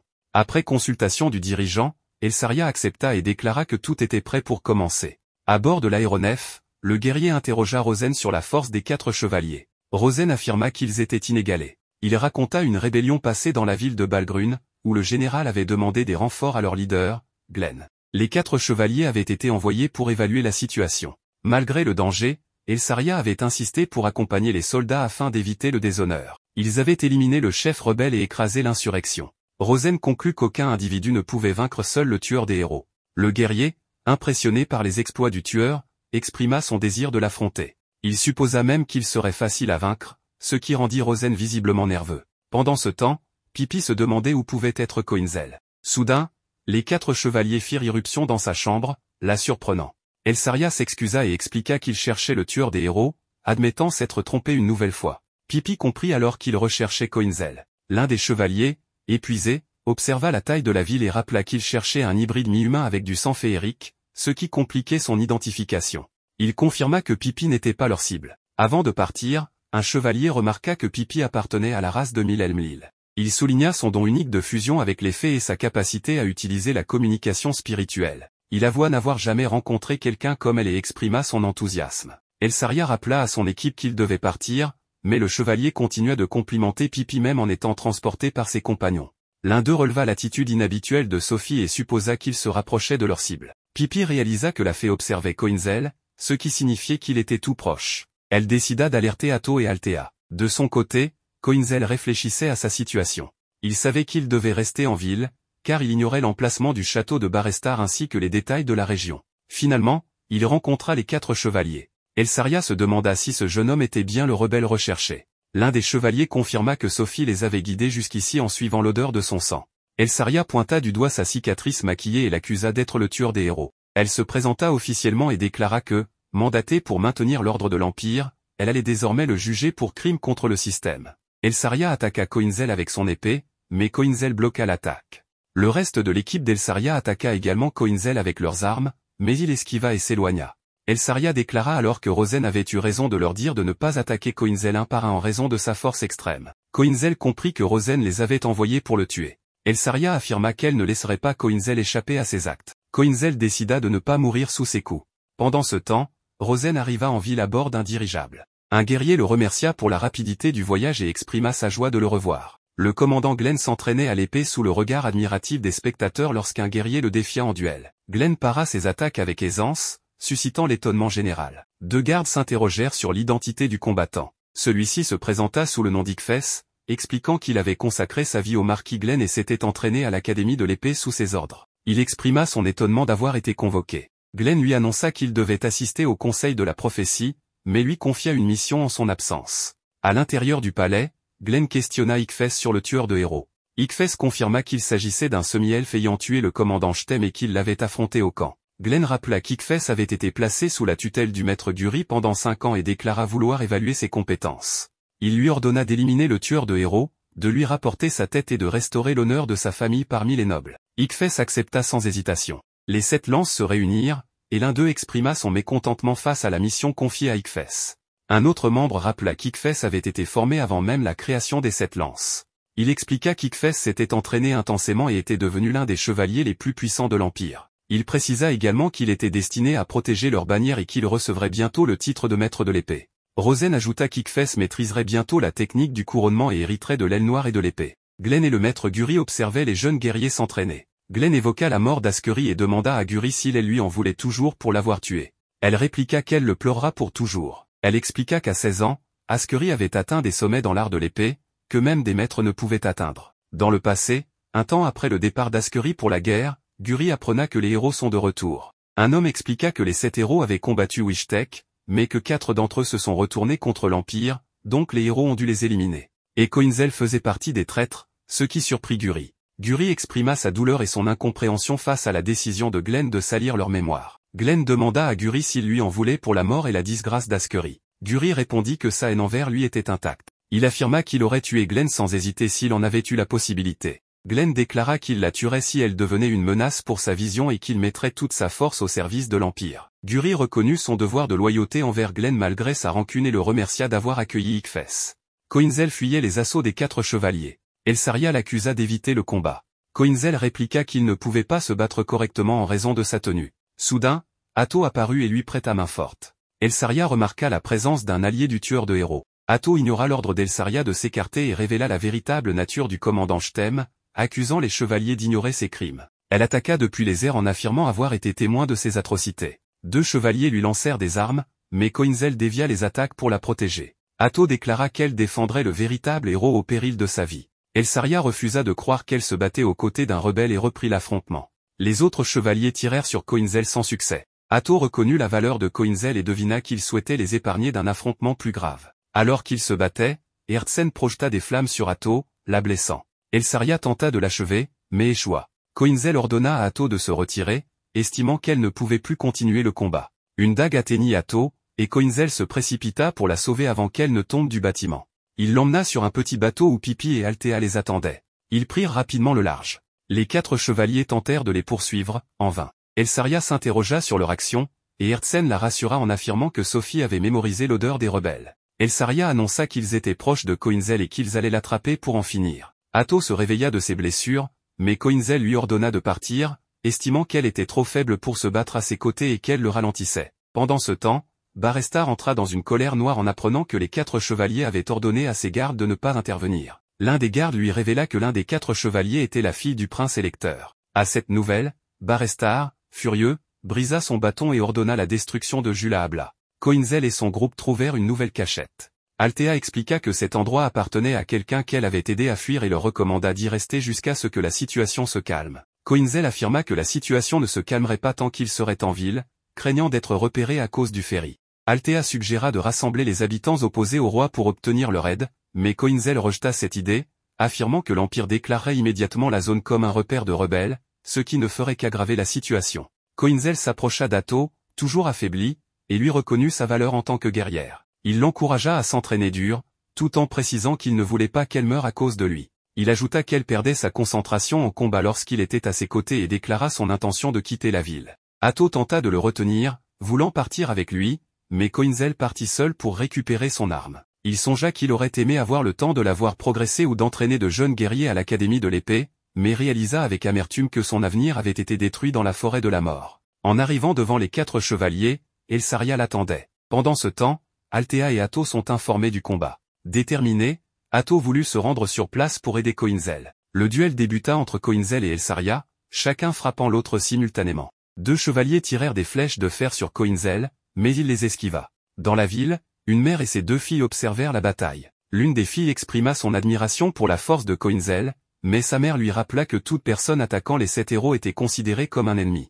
Coinzel attaqua sur la gauche, déchirant les vêtements d'Elsaria, mais Sophie intervint en libérant des ondes magnétiques qui paralysèrent Coinzel et le firent s'évanouir. Elsaria s'approcha et lui dit de se détendre avant de perdre conscience, précisant que son épée ne représentait aucune menace pour les 7 héros ni pour le gouverneur Barestar, qui se trouvait à proximité. Barestar se réveilla en sursaut après un cauchemar, entouré de ses gardes. Il se proclama l'un des 7 héros et leur ordonna de ne pas l'approcher, exigeant la destruction du tueur de héros dans la cité libre. Elsaria attaqua Coinzel, mais celui-ci bloqua son coup, la surprenant en réussissant à se mouvoir malgré la barrière. Il lui ordonna de s'écarter du combat. Elsaria tenta une nouvelle attaque, que Coinzel esquiva alors que la barrière disparaissait.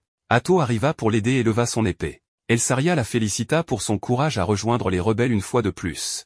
Atto attaqua les 4 chevaliers, esquivant et tranchant leurs flèches, ce qui impressionna l'archer. Pendant ce temps, Elsaria combattait Coinzel. Atto observa son adversaire et déclara qu'elle se contenterait de surveiller son ennemi. Coinzel bloqua de nouvelles attaques des 4 chevaliers, étonnant encore Elsaria, qui reconnut que ses actions étaient plus nobles que celles d'un simple rebelle. Soudain, une explosion retentit près d'Atto et Coinzel, blessant gravement Atto et détruisant une partie du mur de la ville. Une pluie de flèches enflammées traversa la brèche, provoquant la panique parmi les habitants. Elsaria, stupéfaite, observa les flèches et se demanda qui les avait lancées. Un membre de son groupe lui indiqua qu'il s'agissait des forces du gouverneur. Cherchant Coinzel et Atto du regard, elle réalisa qu'ils avaient disparu. Atto demanda à Coinzel alors qu'elle agonisait, si elle avait bien combattu. Coinzel lui répondit que oui. Elle le remercia puis rendit son dernier souffle. Furieux, Coinzel lui cria de ne pas mourir maintenant. Dans un acte désespéré, il se coupa la langue et laissa son sang couler sur elle, lui transmettant une partie de sa force. Cependant, Atto ressentit une douleur atroce alors que le sang fusionnait avec son corps. Coinzel lui dit qu'elle devait endurer cela pour survivre. Pendant ce temps, dans la ville, le garde de Barestar éclata de rire et déclara qu'ils allaient maintenant frapper la ville libre. Elsaria ordonna aux gardes de Barestar de cesser leur avancée et de retirer immédiatement leurs forces. Le commandant de l'armée de Barestar s'adressa à Elsaria en affirmant qu'il croyait qu'elle était la fille de l'électeur noble mais qu'il ne pouvait pas répondre à sa demande. Il ajouta que le rebelle se trouvait dans cette ville et devait être capturé à tout prix car il menaçait l'ensemble de l'Empire. Il expliqua que l'armée agissait sous les ordres de Barestar et qu'il rendrait justice en exécutant le dirigeant de la ville et en envoyant un rapport sur tous les rebelles au royaume. Elsaria pensa avec mépris qu'elle détestait cet homme et se demanda comment les 7 héros avaient pu le nommer commandant des forces.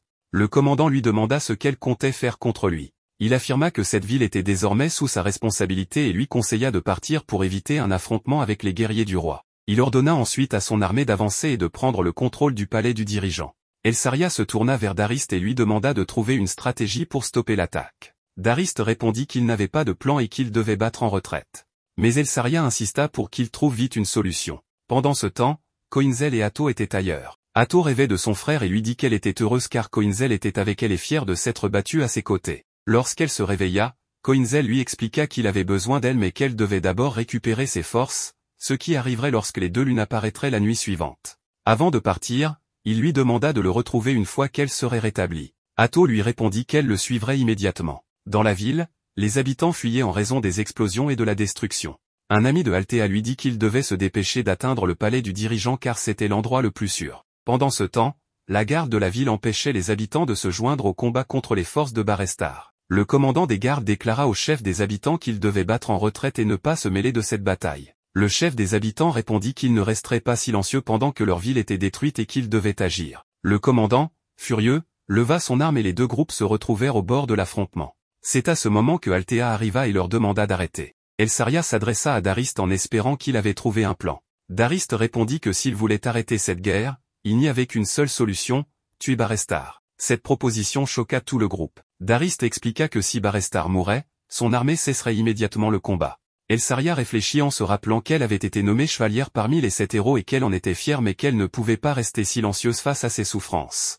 Pourtant, l'un des 7 héros se dressait sur son chemin. Elle se souvint des paroles d'Atto au sujet de Coinzel et du fait qu'il faisait ce qui était juste. Débordante de colère, elle se demanda ce qu'elle devait faire. Dans le camp de l'armée de Barestar, le commandant et le chef des gardes préparaient l'assaut final sur le palais du dirigeant. La résistance reculait et cela l'ennuyait. Il ordonna à ses soldats de fouiller toute la ville à la recherche des rebelles. Pendant ce temps, l'armée incendiait la ville et massacrait ses habitants. El-Saria, témoin de ce carnage, s'apprêtait à intervenir et à attaquer les soldats mais son équipe l'en empêcha.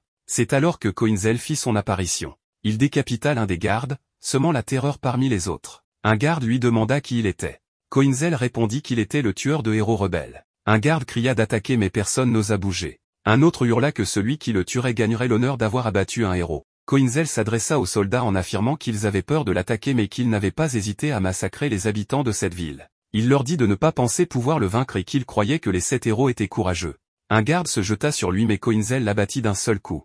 3 autres l'attaquèrent avec des lances mais il les tua en un instant. 3 autres encore chargèrent avec des épées mais il les élimina en un seul mouvement. Les archers décochèrent des flèches mais il les esquiva et tua leur chef. Se tournant vers les habitants, Coinzel leur dit de rester à l'écart. Pendant ce temps, Altea rejoignit le commandant des gardes de la ville. Celui-ci lui demanda ce qu'elle faisait ici. Altea lui répondit en lui demandant ce qu'il croyait faire en brandissant son épée ainsi. Elle lui rappela qu'elle l'avait amené ici pour qu'il mène une vie meilleure mais qu'il était en train de la gâcher. Furieuse, elle lui affirma qu'elle ne le laisserait pas faire. Le chef des habitants s'approcha de Altea et s'excusa mais ajouta que s'il devait donner sa vie pour défendre la ville, il le ferait. Altea lui répondit qu'elle ne le laisserait pas faire et qu'il devait se battre. Pendant ce temps, Coinzel faisait face au chef des gardes de l'armée de Barestar. Le chef des gardes désigna le garçon comme étant le rebelle et le décrivit comme faible, affirmant qu'il pouvait être vaincu. Un garde s'approcha de Walj, le chef des gardes, et l'informa que les gardes de la ville s'étaient alliés aux habitants armés et repoussaient les attaques de l'armée. Cette nouvelle surprit à la fois Walj et le commandant. Le chef des habitants armés lança sa première attaque et vainquit les gardes de Barestar. Altea neutralisa également un garde et exhorta ses alliés à protéger la ville avant tout. Le commandant des gardes de la ville s'approcha de Altea et lui ordonna de quitter la ville. Elle refusa, expliquant que lorsqu'elle aidait les gens à fuir vers l'autre côté, elle ne se préoccupait pas de leur survie. Elle avait séparé ses émotions de cette tâche, pensant que les fugitifs méritaient une vie paisible, mais maintenant, des criminels cherchaient à les éliminer. Elle repensa à la grandeur de la ville et remarqua la montée rapide du commandant, qui avait obtenu son grade en très peu de temps. Pendant ce temps, Daliste informa l'équipe d'El-Saria que l'armée de Barestar commençait à fuir, battant en retraite sous l'impact de l'attaque de Coinzel. Il affirma que Coinzel avait renversé le cours de la bataille et demanda à El-Saria quelle devait être leur prochaine action, suggérant qu'ils pouvaient soit le soutenir, soit s'opposer à l'armée de Barestar. El-Saria accepta d'affronter l'armée de Barestar. Daliste insista sur la nécessité d'agir rapidement. Un membre de l'équipe exprima son étonnement de combattre aux côtés de quelqu'un qu'ils avaient autrefois poursuivi. El-Saria précisa qu'il n'était pas en train d'aider Coinzel, mais de défendre la population de la ville. Atto apparut soudainement, coupant la main d'un garde, provoquant la panique parmi eux. Elle rejoignit Coinzel, qui se réjouit de la voir en meilleures conditions. Il demanda à Atto de couvrir ses arrières tandis qu'ils attaquaient les gardes, en éliminant plusieurs. Les gardes tentèrent de s'enfuir, mais 4 chevaliers les interceptèrent et en tuèrent certains. El-Saria observa à quel point Atto est déterminé à se battre aux côtés de son héros. Le commandant de l'armée dit à Walj qu'il va se rendre à la forteresse pour ramener des renforts. Walj a alors pour ordre de rester et de réorganiser les troupes, interdisant toute idée de retraite. Les habitants armés lancèrent une offensive violente, forçant l'armée à battre en retraite. Walj tenta d'arrêter la fuite de l'armée, mais ses ordres furent ignorés. Voyant les habitants armés avancer vers lui, il prit la fuite. Le chef des habitants armés escalada la tour où se trouvait le commandant et annonça que l'armée s'était entièrement repliée. Un rayon lumineux apparut dans le ciel, suivi d'un puissant éclair qui détruisit la ville et brûla ses habitants. Ce spectacle choqua tout le monde. Des canons magiques émergèrent, avec Barestar à l'intérieur. Walj éclata de rire et déclara que Barestar était venu rendre justice et punir les traîtres et les criminels avec ses tirs d'artillerie. El-Saria fut indigné, dénonçant cet acte comme insensé et condamnant l'utilisation imprudente d'une arme appartenant aux fortifications de la ville. Elle remit en question la légitimité de cette version de l'artillerie magique et se demanda pourquoi le dirigeant en charge de ces fortifications possédait une telle forteresse. Coinzel analysa la situation et réalisa que la présence de Barrestar dans la forteresse lui épargnait la peine de le traquer. Atto estima qu'il devait prendre d'assaut la forteresse. De nouveaux renforts arrivèrent, et Atto informa Coinzel qu'il disposait aussi de dragons. Walsh affirma que ces renforts garantiraient leur victoire. Un soldat exhorta Walsh à rassembler les gardes restants pour frapper les rebelles. Un autre éclair massif s'abattit, tuant plusieurs personnes. Barrestar éclata de rire et déclara que c'était sa réponse ultime à la situation, infligeant une punition à ceux qui avaient construit le navire de Glenn sur son territoire sans son consentement. Il ordonna un nouveau tir. Un de ses aides l'avertit que leur propre garde et le reste de l'armée étaient encore dans la zone. Barrestar ignora l'avertissement, affirmant que tout dans cette ville lui appartenait et qu'il décidait seul de ce qui devait être conservé ou détruit. Les dragons lâchèrent des éclairs sur la ville, aggravant les destructions. Walsh protesta et supplia qu'on arrête les tirs, redoutant pour sa propre vie, mais il fut rapidement encerclé par les 4 chevaliers. Elsaria s'adressa à Walsh et exigea qu'il explique la vérité sur la forteresse. Walsh tenta de s'enfuir, mais Daliste le captura avec des chaînes et le maîtrisa. Le chef des habitants resta au milieu des explosions. Alors qu'un grand mur menaçait de s'effondrer sur lui, Coinzel intervint et le sauva. Il se tourna vers le chef et lui annonça qu'il devait empêcher l'avancée des forces aériennes et des dragons.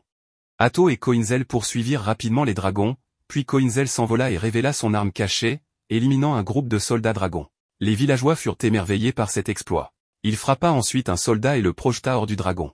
Atto monta sur le dragon et tua un autre soldat. L'un des ennemis lança une attaque de foudre sur Coinzel, mais celui-ci la dévia et tua son adversaire. Positionné au sommet d'un bâtiment, Coinzel attira l'attention de tous. Les soldats dragons tournoyaient autour de lui, prêts à attaquer, mais le chef du village ordonna aux habitants de tirer des flèches sur les dragons, en éliminant plusieurs. Le chef du village affirma qu'il devait protéger leur héros Coinzel. Les villageois acclamèrent leur défenseur. Un autre soldat lança une attaque de foudre sur Coinzel, mais il esquiva l'attaque avant de les tuer. Il atterrit derrière Atto, tout en éliminant un autre ennemi. Le commandant des troupes ordonna à ses soldats d'arrêter ce criminel et leur annonça qu'il partait en mission pour rejoindre leur Barrestar. Il se dirigea vers le vaisseau de combat de Glenn et affirma que cette machine, une fois sous leur contrôle, leur permettrait de réduire toute la ville en cendres. Soudain, le vaisseau s'éleva dans les airs, surprenant le commandant, qui se retrouva attaché sous l'appareil. Les 4 chevaliers pilotaient le vaisseau. Elsaria exprima son indignation face à la tentative de s'emparer du vaisseau de Glenn. Pendant ce temps,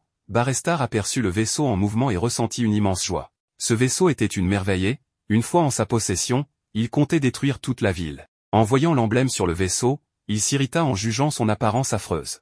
Il se remémora alors son passé, repensant au refus de sa demande pour la construction d'un vaisseau de combat. Son projet avait été refusé alors que Glenn avait obtenu un vaisseau sur son propre territoire. Il n'existait aucune différence entre eux, ils étaient égaux. Il revécut un souvenir datant de la guerre. Coinzel et 3 autres combattants étaient partis affronter l'armée ennemie tandis que les autres héros hésitaient. L'un des 7 héros rappela que partir seul en mission représentait un risque trop grand et que le roi comprendrait leur inaction.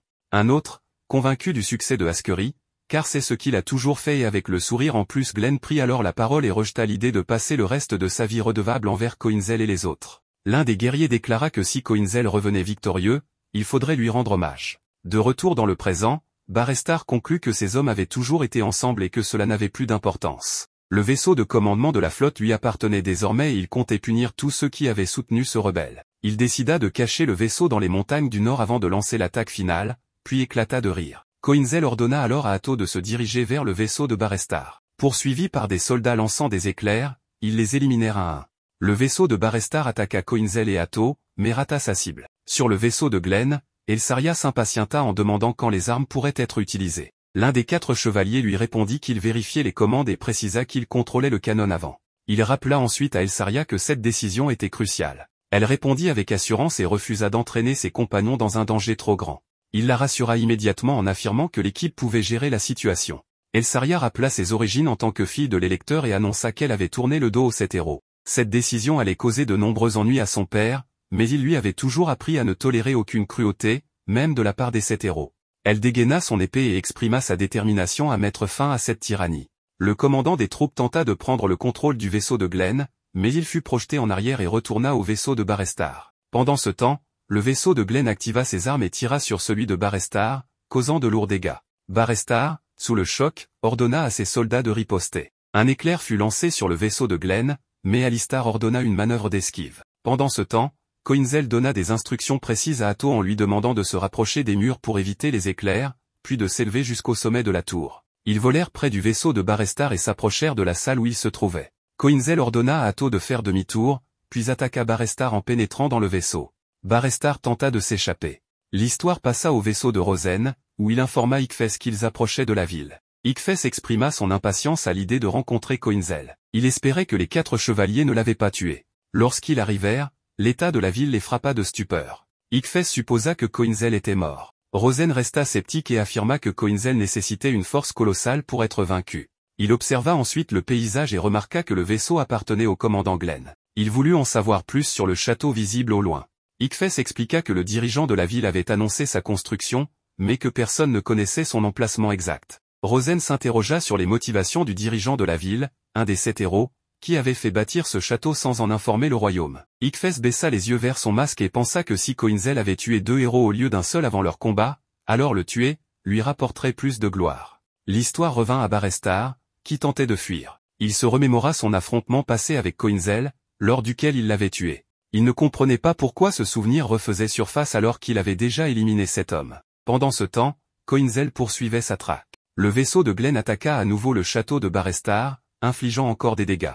Barrestar, furieux, rappela qu'il était un héros des 7 héros et promit de punir cette trahison. Elsaria ordonna à son équipe de se rendre au château pour le détruire et forcer son dirigeant à sortir, afin d'obtenir des explications, pendant que Coinzel poursuivit sa course. Les soldats de Barrestar tentèrent de s'enfuir, tandis qu'ils couraient pour empêcher Barrestar de s'échapper. Ce dernier voulut monter à bord d'un vaisseau, mais un soldat le repoussa violemment, affirmant qu'il se moquait de son identité. Le vaisseau de Barrestar subit un nouveau tir du vaisseau de Glenn, provoquant une explosion massive. Soudain, Coinzel apparut devant Barrestar. Barrestar revécut une conversation avec son père au sujet de la construction du château. Son père lui avait expliqué que le château avait été bâti rapidement et que l'armée impériale n'avait pas encore payé. Barrestar, intrigué, lui avait demandé s'il l'avait tout de même construit. Son père lui avait répondu qu'il ne comprenait rien aux affaires. Ce qui importait désormais, c'était l'approbation de l'empereur. Une fois la guerre terminée, ce projet leur rapporterait un immense profit. Si les rebelles prenaient le contrôle, leur entreprise disparaîtrait. Son père avait également précisé que l'empereur actuel était intelligent et conscient de la situation. Il respecterait sa promesse envers eux. Barrestar lui avait reproché de ne voir les choses que sous l'angle du commerce. Son père lui avait expliqué que l'empereur recrutait des soldats pour sécuriser les habitations près de la forêt de la mort et qu'il voulait que Barrestar les rejoigne. Contrairement à ses frères qui étaient dans les affaires, Barrestar possédait la force nécessaire pour accomplir cette mission. Barrestar s'était alors insurgé contre cette décision, comprenant que son père l'offrait en sacrifice pour plaire à l'empereur. Son père lui avait rétorqué qu'il ne savait pas quoi faire de lui, alors que ses frères avaient trouvé leur voie dans le commerce. Il lui avait ensuite expliqué que les guerriers partiraient bientôt en mission et qu'il apprendrait beaucoup à leur contact. Il ne lui demandait pas de ramener de l'honneur à la famille, mais seulement de survivre. Barrestar était parti combattre des monstres et Coinzel l'avait protégé. De retour dans le présent, Coinzel ordonna à Barrestar de lever la tête et déclara qu'il était venu chercher un héros, mais se retrouvait face à un tyran et un traître. Barrestar, sous le choc, reconnut Coinzel. Ce dernier confirma qu'il était bienvenu pour lui. Barrestar lui montra les cadavres et insista sur le fait qu'ils étaient tous morts. Il affirma les avoir prévenus. Coinzel, troublé, attendit des explications. Barrestar expliqua que ces hommes étaient valeureux, mais qu'ils avaient attaqué un monstre. Il raconta comment son père l'avait envoyé ici et éclata en sanglots. Il ne voulait que faire des affaires avec son père, mais ce dernier le considérait comme un incapable. Il avoua qu'il souhaitait rentrer chez lui plutôt que de rester ici. Il se considérait comme le fils d'un marchand, pas comme un soldat entraîné comme Coinzel. Il avoua son ignorance en matière de combat et le supplia de le ramener auprès de son père et de ses frères. Il évoqua ensuite la route qui le ramènerait dans sa ville et informa Coinzel que son père se vantait désormais de ses canons devant le roi. Coinzel se souvint d'une ancienne conversation avec Barrestar. Ce dernier lui avait un jour confié qu'il deviendrait un marchand de valeur pour rendre son père fier. Revenant au présent, Coinzel frappa Barrestar de son épée, lui infligeant une blessure mortelle. Barrestar mourut. À ce moment-là, Atto essayait de retrouver Coinzel, mais il n'y arrivait pas. Pendant ce temps, Rosen atterrit avec son vaisseau devant notre protagoniste et avance aux côtés d'Ickfes, qui est horrifié en voyant le corps de Barrestar. Mais notre protagoniste lui dit qu'il en a déjà éliminé 2 et qu'il ne peut pas s'arrêter, car il lui en reste encore 5 à vaincre. Cela réjouit énormément Ickfes, car la récompense qu'il recevra une fois qu'il aura éliminé l'assassin des 7 héros sera merveilleuse. Cependant, il prétend aussitôt qu'il plaisante, car la mort de Glenn ne l'arrange pas. Il se présente alors à Coinzel comme un épéiste esclave qui a été engagé pour tuer l'assassin des héros. Mais notre protagoniste l'a déjà reconnu depuis leur précédente rencontre et, en observant sa posture de combat, il devine son style d'escrime. Il commence à croiser le fer, mais les coups sont nets et bloqués avec précision, ce qui permet à notre protagoniste de reconnaître immédiatement le style de combat du château de l'épée. Ickfess est stupéfait, car il ne s'est jamais battu contre un épéiste de ce niveau. Il lui demande donc de lui enseigner la technique de l'aile noire, car son style de combat prouve qu'il la connaît. Une fois qu'il aura réussi à l'éliminer, il obtiendra sa liberté bien méritée et pourra aspirer au titre de l'emblème de l'épée, ce qui surprend notre protagoniste. Mais Ickfess sait que pour y parvenir, il doit maîtriser le style de l'aile noire, raison pour laquelle il veut l'observer en action. Il se jette alors à l'attaque, mais Coinzel se défend sans difficulté. Cela enthousiasme encore plus Ickfess, car c'est le meilleur duel qu'il ait jamais eu. Même son maître n'était pas aussi agile. Il refuse de perdre, tandis que Rosen observe ce combat avec stupéfaction, réalisant qu'il assiste à l'affrontement des meilleurs épéistes du monde, qui risque fort de ne pas en sortir vivant. Après plusieurs échanges, notre protagoniste remarque que son corps ne parvient pas à exécuter parfaitement sa technique, ce qu'Ickfess perçoit immédiatement. Il lui dit que c'est comme s'il avait appris cette technique dans un autre corps et tenté d'imiter ce qu'il faisait auparavant. Déçu, il pensait affronter le plus grand épéiste du monde, mais face à une simple imitation, il décide d'en finir. Il se concentre alors, accélère ses mouvements et sa lame brille intensément. Il parvient à blesser notre protagoniste, qui tombe au sol avec des blessures au bras. Il reconnaît immédiatement la technique de l'aile noire. Mais Ickfess, frustré, affirme qu'il ne maîtrise pas encore parfaitement cette technique et qu'il ne voulait pas blesser quelqu'un qui, lui, la connaissait. Il s'apprête à achever le duel, mais dans son esprit, notre protagoniste est ravi que son maître ait trouvé un diamant brut. Il laisse alors la lumière de la lune l'envahir et amplifier sa puissance. Au même instant, Ickfess tente à nouveau d'exécuter la technique, mais notre protagoniste bouge en un éclair. Autour d'eux, des plumes noires commencent à tomber. En un seul mouvement, notre protagoniste tranche Ickfess et libère toute la puissance de sa technique, laissant le jeune homme gisant au sol, gravement blessé. Rosen court vers lui tandis que notre protagoniste admet qu'il ne peut pas parfaitement manier ses techniques dans ce corps. Mais il a remarqué une légère hésitation dans l'épée d'Ickfess, ce qui signifie qu'il ne maîtrise pas encore totalement la technique. Lorsqu'il parviendra à surmonter cette faiblesse, il sera capable d'exécuter ce mouvement. À cet instant, Atto l'appelle et notre protagoniste s'éloigne, laissant Ickfess, incapable de bouger, submergé par un sentiment d'impuissance. Il comprend que l'aile noire est une technique mortelle exécutée en un seul mouvement, mais Coinzel lui a épargné la vie. Notre protagoniste se promet alors de devenir bien plus fort, car il ne s'attendait pas à souffrir autant dans un corps aussi faible. Quelques jours plus tard, Elsaria et son groupe sont emprisonnés dans le manoir du seigneur de la ville. Elle est accusée de s'être alliée à l'assassin et d'avoir conspiré contre le héros Barestar. Pourtant, elle insiste sur le fait qu'elle voulait simplement aider le peuple. Se rapprochant d'Elsaria, il la prévint que sa seule protection était son statut de fille de l'électeur, ce qui l'épargnait pour le moment d'une sanction. Il ajouta que si elle prenait à nouveau le parti de Coinzel, elle serait punie et ses 3 camarades exécutés. Furieuse, Elsaria se retira dans sa chambre, murmurant que les chevaliers avaient pour devoir d'aider les autres, et que sans cela, leur existence n'avait aucun sens. Un garde posté devant sa chambre souligna qu'il servait lui aussi les citoyens, mais que ces derniers avaient défié l'armée, ce qui ne les rendrait pas capables de vaincre une seule bête. Elsaria répondit en dénonçant l'idée d'abandonner les civils face aux monstres, estimant qu'un véritable chevalier ne pouvait pas agir ainsi. C'est alors que ses compagnons frappent à sa fenêtre, lui demandant si elle compte rester là à se lamenter. Elle décide donc de s'échapper avec eux, mais les chevaliers commandant l'interceptent avant qu'elle ne puisse partir. D'un seul coup, elle assomme l'un des gardes, affirmant que personne ne pourra l'empêcher de sauver les gens. Elle est convaincue que son père comprendrait ses raisons et respecterait sa décision.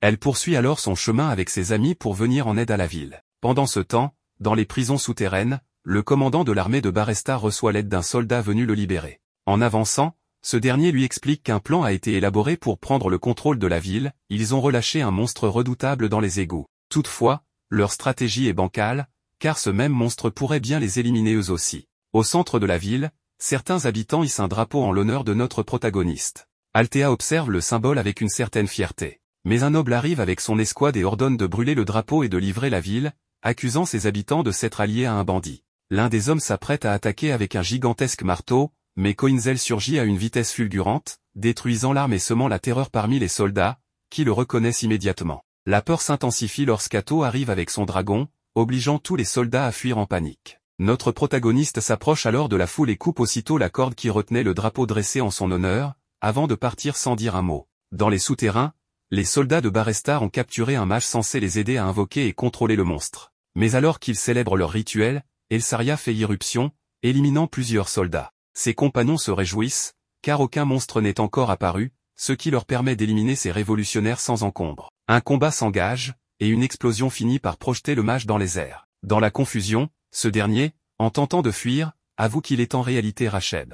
Il en a profité pour gagner un peu d'argent, mais avant qu'il ne puisse s'échapper, il est saisi par d'énormes tentacules qu'il élève dans les airs. La panique s'empare de tous, le monstre dont il parlait tant serait-il enfin apparu? Mais l'étrangeté ne s'arrête pas là, non seulement Racheb est encore en vie, mais Guérampan semble être devenu le véritable Docteur Octopus. Quelques instants plus tard, Guérampan émerge à la surface, là où se trouvent Pipi et Althea. Pipi, reconnaissant son ami, court vers lui et le serre dans ses bras avec joie, incapable de croire qu'il a survécu. Personne ne comprend ce qu'il s'est passé, si ce n'est Guérampan. Il sait que lorsqu'il avait accepté son sort, ses tentacules se sont détachés du corps de son frère pour se fixer à lui offrant ainsi une seconde chance. Désormais, il compte utiliser ce pouvoir pour se racheter des atrocités commises par Fargo. À ce moment-là, Pipi prend une décision, elle veut partir en voyage. Elle est préoccupée par Coinzel, qui semble toujours porter un air de tristesse, et elle pense pouvoir faire quelque chose pour l'aider. Guérampan propose de l'accompagner et de la protéger. Elsaria accepte alors d'intégrer Pipi et Guérampan à son groupe. Ensemble, ils voyageront pour atteindre leurs objectifs respectifs. Pendant ce temps, Atto demande à Coinzel s'il ne compte pas faire ses adieux. Ce dernier refuse, expliquant que cela ne ferait que compliquer les choses. Il doit continuer à avancer, car il lui reste encore 5 héros à vaincre.